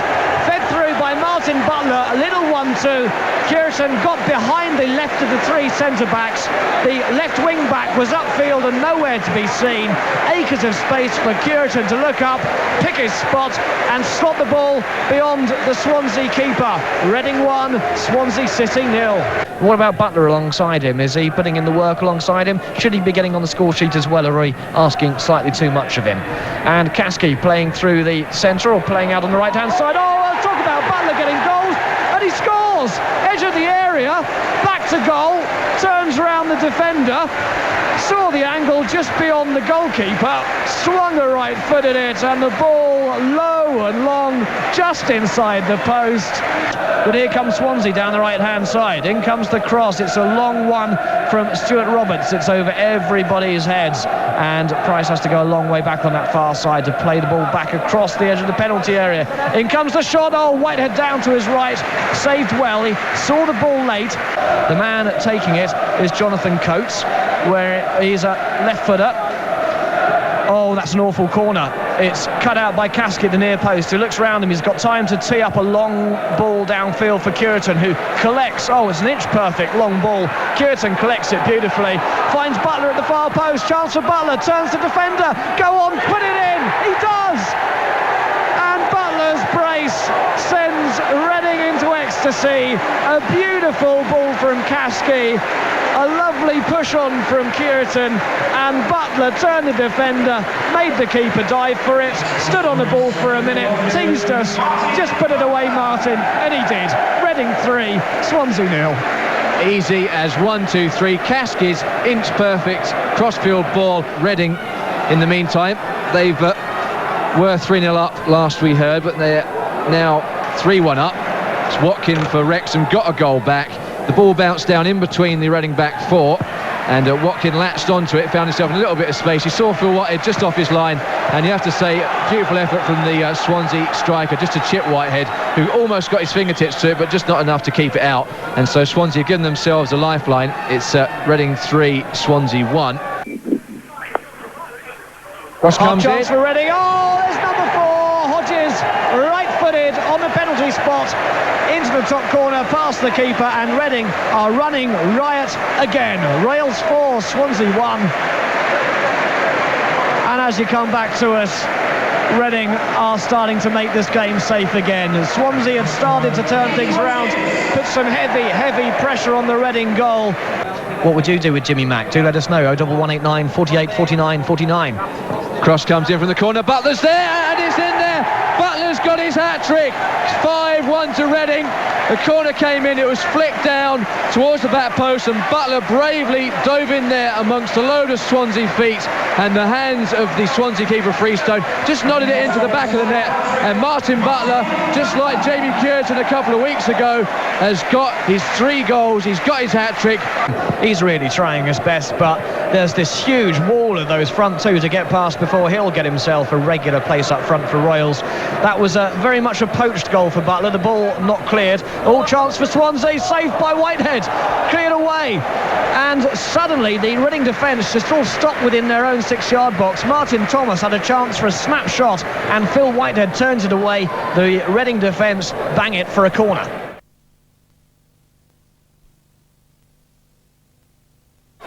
If Reading have had a weakness so far, it's been their away form. Not anymore. They rounded off September in style to clinch Manager of the Month for Alan Pardew. Rotherham's resistance broken after only 6 minutes. Half the home team in the area, but no one picked up Martin Butler, his 5th in 4 games. There was barely a threat to the Royals' goal all afternoon. It took a tug on Alan Lee's shirt to put Rotherham in a scoring position. The equaliser dispatched confidently by Mark Robbins to make the Millers merry. That mood didn't last long after the break. 4 minutes into the second 45, the other half of Reading's prolific front line kept pace with his partner's strike rate. Jamie Cureton's alive to every opportunity. Even he didn't expect a chance this simple. The gloss on a convincing win was added in the closing stages. Jim McIntyre capping a fine personal display with a well-taken header. Reading's 5th league win in 6. You can't legislate for that second goal. I mean, you know, that'll be shown around everywhere. People who watch that on the TV will be laughing their socks off when you see that. And it's me, I'm the manager of the football club. So at the end of the day, it comes down to me, but I can't legislate for 2 idiots coming for the ball and no one taking responsibility for it and then in the back of our net. If it happened on a Sunday league, you'd laugh.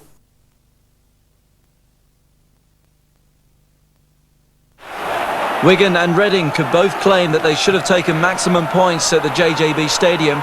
Reading are on a good run. Alan Pardew took the Manager of the Month award and his team took the lead. Martin Butler beat the offside and keeper Derek Stillett. As it was, a goal each meant a point each, with the goal-scoring action confined to a 60-second spell early in the game. Wigan defender Carl Bradshaw took matters into his own hands, picked that one out. There were chances for both teams to claim the win in an entertaining match in front of more than 7,000 fans, but a fair result was Wigan 1, Reading 1. They're both in the top 6.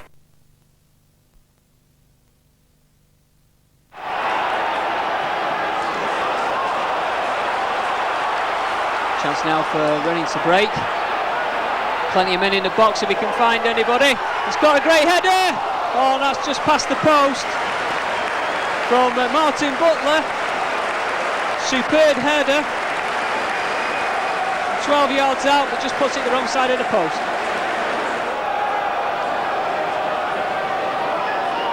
Just now to whip this ball in. Looking for the far post. Some of the keepers. No, he's missed it. Chance of chipping into the far. It's gone on the top of the net. That was a great chance.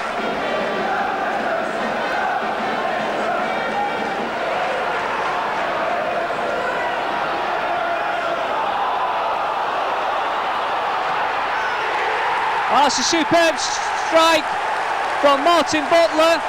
Puts Reading 1-0 into lead after 59 minutes.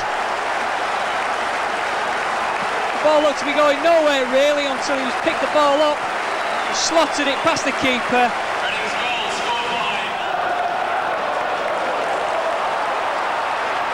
Kasky with a chance now. Oh, the referee's blown for the free kick as Kasky goes down. It looks as though he's going to get a booking, Brown. Referee's gone to his pocket. He has. That's a yellow card. Hang on, there's something gone in the box. Butler's hit the ground. And Brown has got the red card for this time. I couldn't see exactly what happened, but he just went down, clutching his face, Butler. Kasky whipping that ball into the far post. Chance now for the Royals to get back into it. Balls for Vivash, he's got a chance, he goes round the goalkeeper, and that's 2-0 for Reading.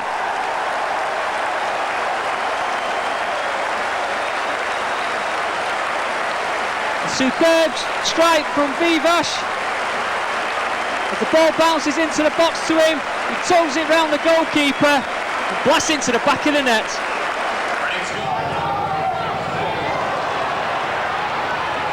Looking again on the charge, trying to bring it forward.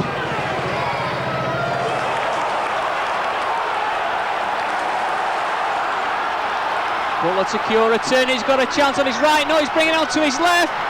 He squares the ball, and Butler,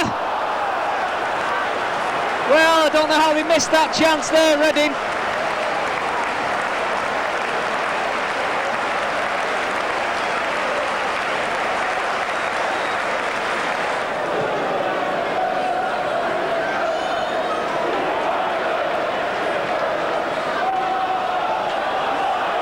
Well, they've got a chance now here, Wickham. Oh, it's a goal, but the linesman's flag's gone up, and it won't count.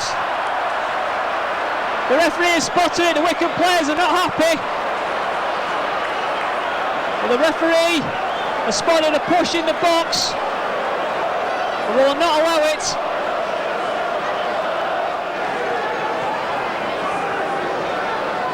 Looks in again. Oh, he's just hit the top of the crossbar. It was a really tough game, and both sides was not given an inch, and it was really decided by a touch of quality finishing. I think everybody was at it, and it was a difficult game, but it was a great finish that set the ball rolling for us. You had to be patient and wait for those chances to come, and as you say, take them when they did come. Well, you know, in all due respect to Wickham, and they really fought well today, and their backfire was excellent. They did come to spoil it, and in my opinion, the referee was helping them do that, slowing the game down and making it frustrating. And those games are very difficult to win. Once we got the goal, they had to open up a little bit, and then I could see us winning by 2 or 3.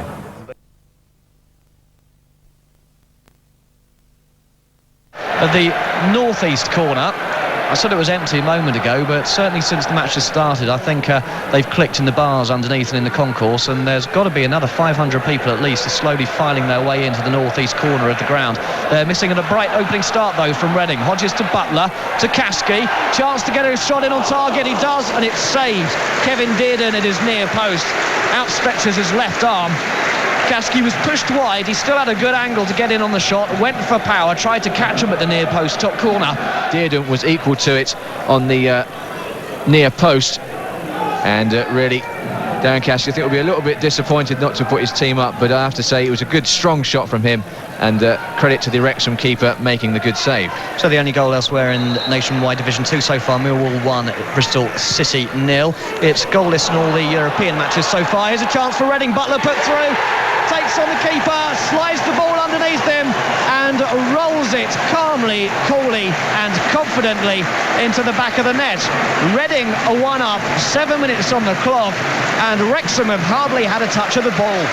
And I think Wrexham, their defence makeshift, and I think it showed there, the ball up over the top. I think there was a little bit of a misunderstanding between the keeper and the back line about who was going to come and close the ball down. In Division 2, as well as Reading 1-up here against Wrexham, Butler the scorer, Millwall are 1-up against Bristol City.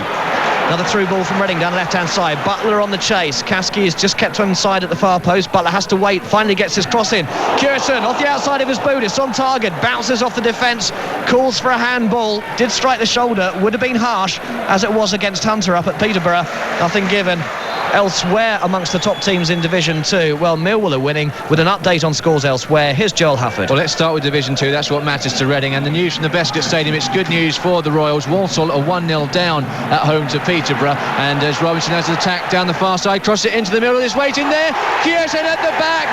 It's absolute shambles in the Wrexham defence. In fact, it was Darren Caskey, the man on the score sheet, getting him mixed up there. But at the end of the day, it doesn't really matter. Reading find themselves 2-0 up. And really, where were Wrexham at the back? Robinson had acres of space down that far side. He just chipped it to the back post. And all the Wrexham players had rushed to the near post as if that's where the ball was going. Carlisle 2. They are now 2-0 up against Cardiff, and I was speaking to one of the local Welsh press, just getting the latest on Paul Brayson, and he hasn't been having the best of times at Cardiff at the moment, but having a good time at the moment is Reading. Great shot in from Lee Hodges as he picked up the layoff from Martin Butler just on the edge of the 18-yard box, rasping left foot shot, and Dearden did well just to hold on to that one. Certainly seems to be holding his forearm as well, which may be an indication that perhaps he has got a bit of a fracture in that area of his body. Caskey gets the hooked cross into the middle, and Butler's there for his second of the evening. Great move from Reading, quick throwing. Caskey just got to the byline, hooked it towards the near post, and Butler was there just to nudge it into the top of the net. It's Reading 3, Wrexham 0. Martin Butler with goal number 2 of the evening, number 11 for the season. By far the top scorer of the season. I was about to say before then, 3 minutes till half-time, possibly chance for a third, and there was. But I think I could fancy goal number 4 keep creeping in here just before half-time. 2 minutes, says the man. Yeah, 2 minutes. Well, Caskey in the corner from the left-hand side. Now, the way Reading have got this set up, they've got 4 in the 6-yard box. They've got 2 at the near post, so it looks like a near post flick on. And then Cureton and Butler behind. On the edge of the box, Jones and Williams are lurking. Now, they have both been picked up by defenders. The corner is played short. Caskey to Hodges, back to Caskey, to Newman in the centre of the pitch, bangs one in from distance, wide of the far upright. The keeper hadn't even moved. He had no chance of seeing that through all the players. Whitehead will bang it all the way up because Reading absolutely have Wrexham on the racks in the latter half of this half. In fact, they have done for most of the match, to be truthful. Chance for McIntyre to put Robinson away down the left-hand side. He's got to the corner, he's got a cross and just got a touch on the end of it. Cureton gets the mock on Caskey, far post. Oh, it's number 4.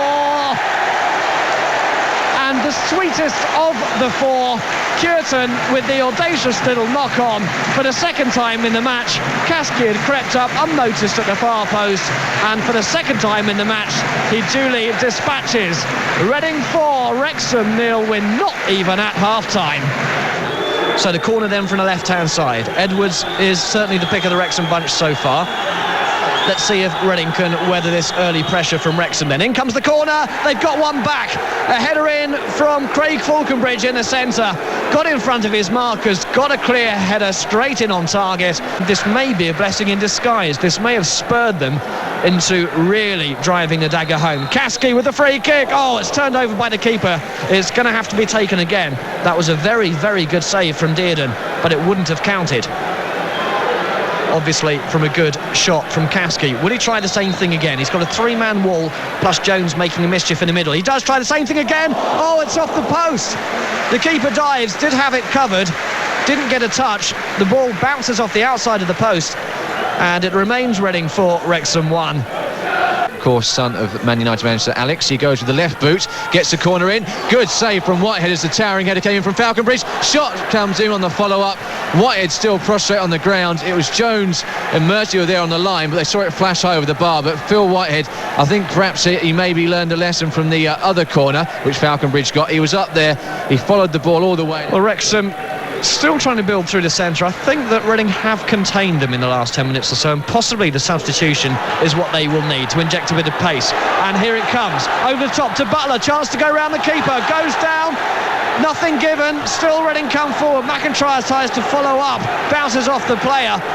Butler is yelling at the referee. He had a chance to go round the keeper, took the ball round him, left his leg trailing there as the keeper went down, arms outstretched.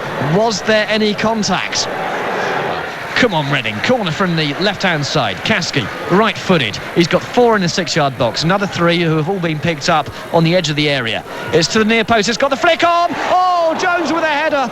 And right back across the face of goal and just beyond the near post. He outjumped his men, got a slight push off the defender next to him, got the power, appeared to get the direction. I really thought that was going in. But Italy, important news coming in for Arsenal fans. They have equalised. Lazio 1, Arsenal 1 is the latest score there. We'll have confirmation of the scorer. And here a shot from Ferguson, hit wide by the keeper, went for a corner.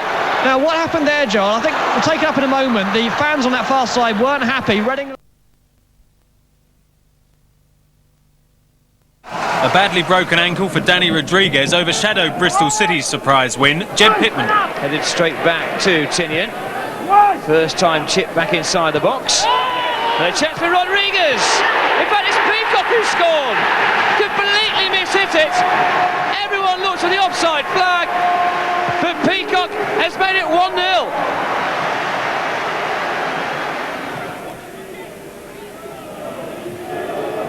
That looked like handball, but it's come to Hilbert. He's played a great ball through. This is Murray. 2-0. And that is a superb goal.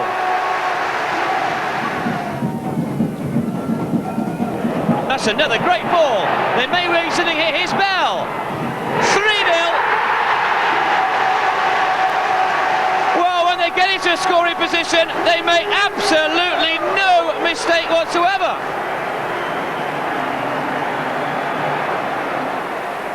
Bell looking for Rodriguez. Good tackle. And Rodriguez has gone down, hurting now. Oh dear. That doesn't look very pleasant at all.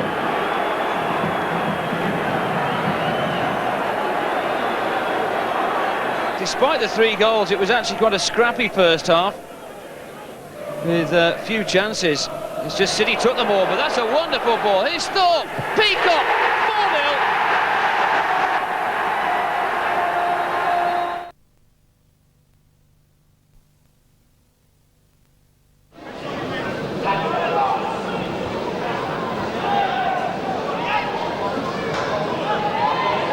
Chance here maybe, the shot charged down.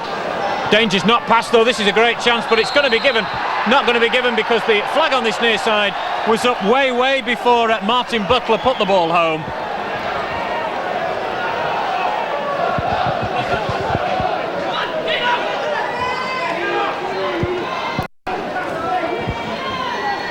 Curitan, ball across, great chance, oh it's a super goal by Butler. Well, when it did come, it was fairly simple.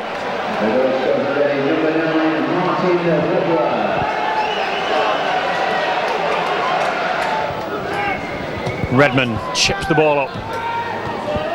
Header inside was from Priest, but there aren't enough white shirts there. Shaker's confidence has just gone a little bit. It's Butler again, and it's got to be 2 for Curitan. And it is 2 for Curitan, and it's 2 for Reading. So 2 goals in a short space of time there for Reading.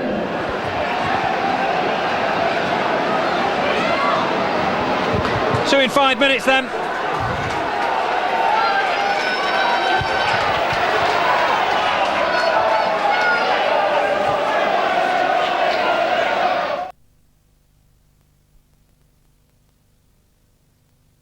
Another good scoreline elsewhere coming through for Reading fans. 6th placed Wycombe Wanderers start the day just 4 points behind Reading. They are currently trailing 1-0 at home to Bristol City. Tony Thorpe the scorer. Hodges puts Butler through. He's got one-on-one with the keeper. Goes for goal. Good save by Knight. Butler has the follow-up. Tries to get it with the left foot. Is it in? Oh, off the post. And really there, Oxford United living by the skin of their teeth. Good work from Richard Knight though. Great ball flew from Hodges on the edge of the area to find Butler in space. He was one-on-one with Knight. Knight stood his ground, made the save.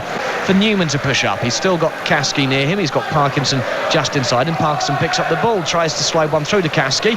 On the rebound, gets it back. Cureton picks up the ball. He shakes off 2 defenders. Shooting chance is blocked. Falls to Kasky. Still on the edge. Oh, he goes down. Penalty. And it was an obvious penalty too. He tried to dance his way round the Oxford player who went in for the ball. It wasn't vindictive at all. Kasky just totally pushed the ball past him. Can he put in number 6 for a penalty spot? Right-footed, slides it in, keeper goes the wrong way, and the Medeski Stadium is on its feet. It's full, it's loud, and that is the break that Reading have needed. Good for him. Score coming through from Molyneux. Wolves 0, Watford 2. Mooney, the second man on the score sheet for the mighty Watford, as Whitehead loses the ball on the edge of the area. It's going to be an equaliser, and that is a bizarre equaliser. The back header from Gurney. Whitehead dived to try and keep that in play. Lilly could jump in on it and tap it into an absolutely open goal. But he let Linnigan have a look at too much of the ball, and Linnigan just got a toe in. Newman gets the ball back off Butler from the throw. Newman gets a crossing. Kasky bounces down. Oh! And Kasky didn't know much about that. It came down off his leg, and Cureton picked it up, swept it up with his left peg, trying to get it up over the top. So 23 minutes to go here at the Medeski Stadium, and it's still Reading 1, Oxford 1, although Sammy Igoe almost put the Reading ahead there. Kasky has a corner, this near side of the field. Newman's up there on the near post, as is Vivash. Goes towards the near post. Vivash doesn't get there. It's headed straight back out with interest by Oxford. Kasky picks it up straight away. He's going to loop it straight back in. He goes there. Vivash is in there with the header. Knight saves it. Follow up from Cureton. Yes! In the back of the net. The ball went loose as Richard Knight saved Vivash's initial header. Cureton, no, deadly from that distance, 6 yards out. Looped it round the Oxford United keeper to put the Royals 2-1 up. He's into double figures. That's 10 for Jamie Cureton. It was the 3rd ball in there. They banged it in twice. The Oxford keeper stood up as best as he could. As it bounced down to Cureton, you have to say, he still had a lot of work to do. He could have gone to the near post, but instead he decided to curl it around Knight into the back of the net and put the Royals 2-1 up. And with under 22 minutes to go here at the Medeski Stadium, it's Reading 2, Oxford 1. BBC Radio Box with the full commentary. Oxford have a free kick that comes in the back post. Oh, and the equaliser's there! And ironically enough, I think it's Adi Vivash with an own goal. The free kick came into the byline. Murphy just chipped it back in, and Vivash with his right foot trying to clear it away, put it into the back of the net. Fear, I think, is the man to take it. He's got 3 in the 6-yard box to aim for, but the referee's going to stop just for a moment so that Mackie and Anthropus can shake hands and make up. In comes the corner, near post, it's in there. Oxford have taken the lead, and the scorer, John Richardson, the defender, had come up to the near post, and the South Stand has gone absolutely mental. Aaron Kasky is across to take it.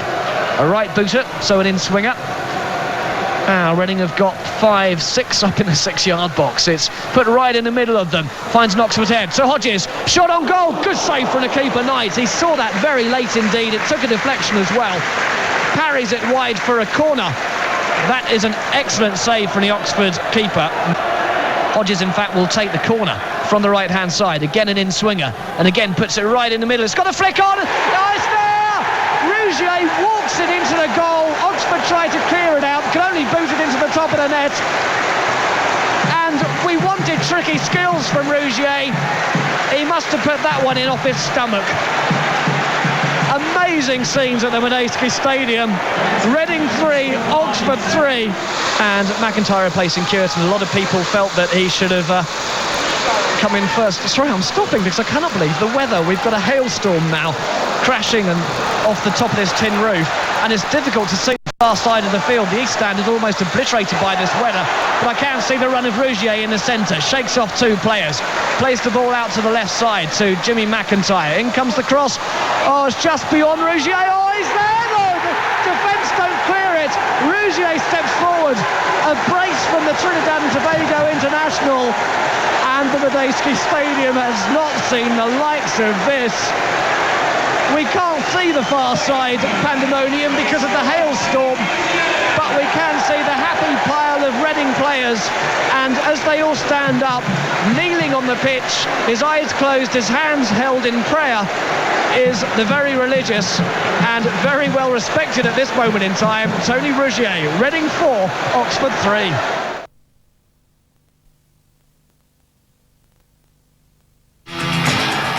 Nearly 8,000 at the Bescot, and most of them went home happy after their side replaced Reading at the second division summit. Spaniard Pedro Matthias with the opener just before the hour. And it was no surprise when former Villa striker Darren Byfield converted Paul Hall's cross 4 minutes from time. Reading resigned to their 5th away defeat of the season, but at least they produced the game's best goal in the dying seconds. Substitute Jimmy McIntyre staking his claim for a starting place on Saturday.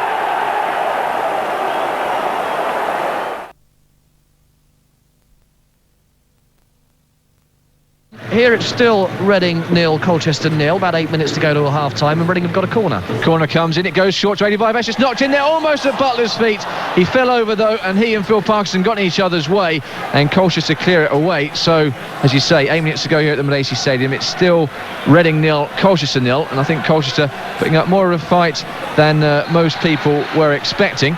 In a moment we'll be going back to Cheltenham to get another update from Rupert Bell. Back here at the Madstag, Colchester have got a free kick down the other end. They're kicking right to left as we look in their full yellow away strip. It's a left footer, bang through the middle, it's there, that's a gorgeous goal. It's from 35 yards or so. Gavin Johnson with a left foot whacked it straight through the wall at head height. Now trailing by 2-0 against Thamesmead. After succumbing to a Steve Burns goal 2 minutes before the break, Town were dealt a severe blow to their Vars aspirations after just 20 seconds of this second half, when Marcus Crone has skipped through a static Town defence. Curtin through 1-on-1 with the keeper. Is it there? No, just wide. Sorry about that, Andrew. There was a chance 1-on-1, Curtin against the keeper, so he came back here. It looked like it was going to be a certain goal. Curtin had got away absolutely clear, but dragged his shot past the keeper, but just wide. Sammy Igo, as we said, staying over on his left-hand side, a right footer, so it will be an in-swinger towards the near post. It's got a flick on just over the top of the crossbar. That was Vivash underneath that. He went for goal at the near post. Cleared away, though, by Colchester. Throw quickly taken inside by Jones. He swings it across to Vivash, midway into Colchester's half. He chips up over the top. Fry goes on the chase, controls it on his chest. Is he there? Couldn't get on the end of it. Woodman came, and that was so close for Reading. Brilliant play between Vivash and Igo. Igo picked up the dinked ball through from Vivash, controlled it beautifully on his chest, tried to take it down onto his toe. Plays it to Butler, who struggles to control the ball, but does so. Plays it off to Keith Jones, who squares it out left to Sammy Igo, but every time Reading play it across, they're being closed down very, very nippily. The speed in which Colchester have really thwarted Reading getting their game going has been quite impressive, and they've done a good job of just stopping Reading from being able to play at full capacity. Rougier then still on the ball on the left-hand side, inside to Igo. Long ball onto the right-hand side to Newman, chests it down on the shot, off the crossbar, bounces back so far it almost made the touchline without hitting the ground. There was some power on that one. The cross was into his full path. He took it on his chest on full run, took it past the defender, let fly, and that whacked so far off the bar. The keeper, though, no chance had it gone in. Grays Athletic are bottom of the Ryman League Premier Division and probably expected to take a beating at Reading. They weren't wrong, though only Lee Hodges' goal separated the teams at the halfway mark. Having hit 29 goals in 8 home games, Reading were expecting a bumper bundle. Jamie Curitan helped himself to his 11th since leaving Bristol Rovers. Curitan was creator next, setting up an unstoppable finish from Martin Butler. And Grays had hardly had a shot by the time Reading players queued up for the final goal. Keith Jones doing the honours, a genuine case of men against boys.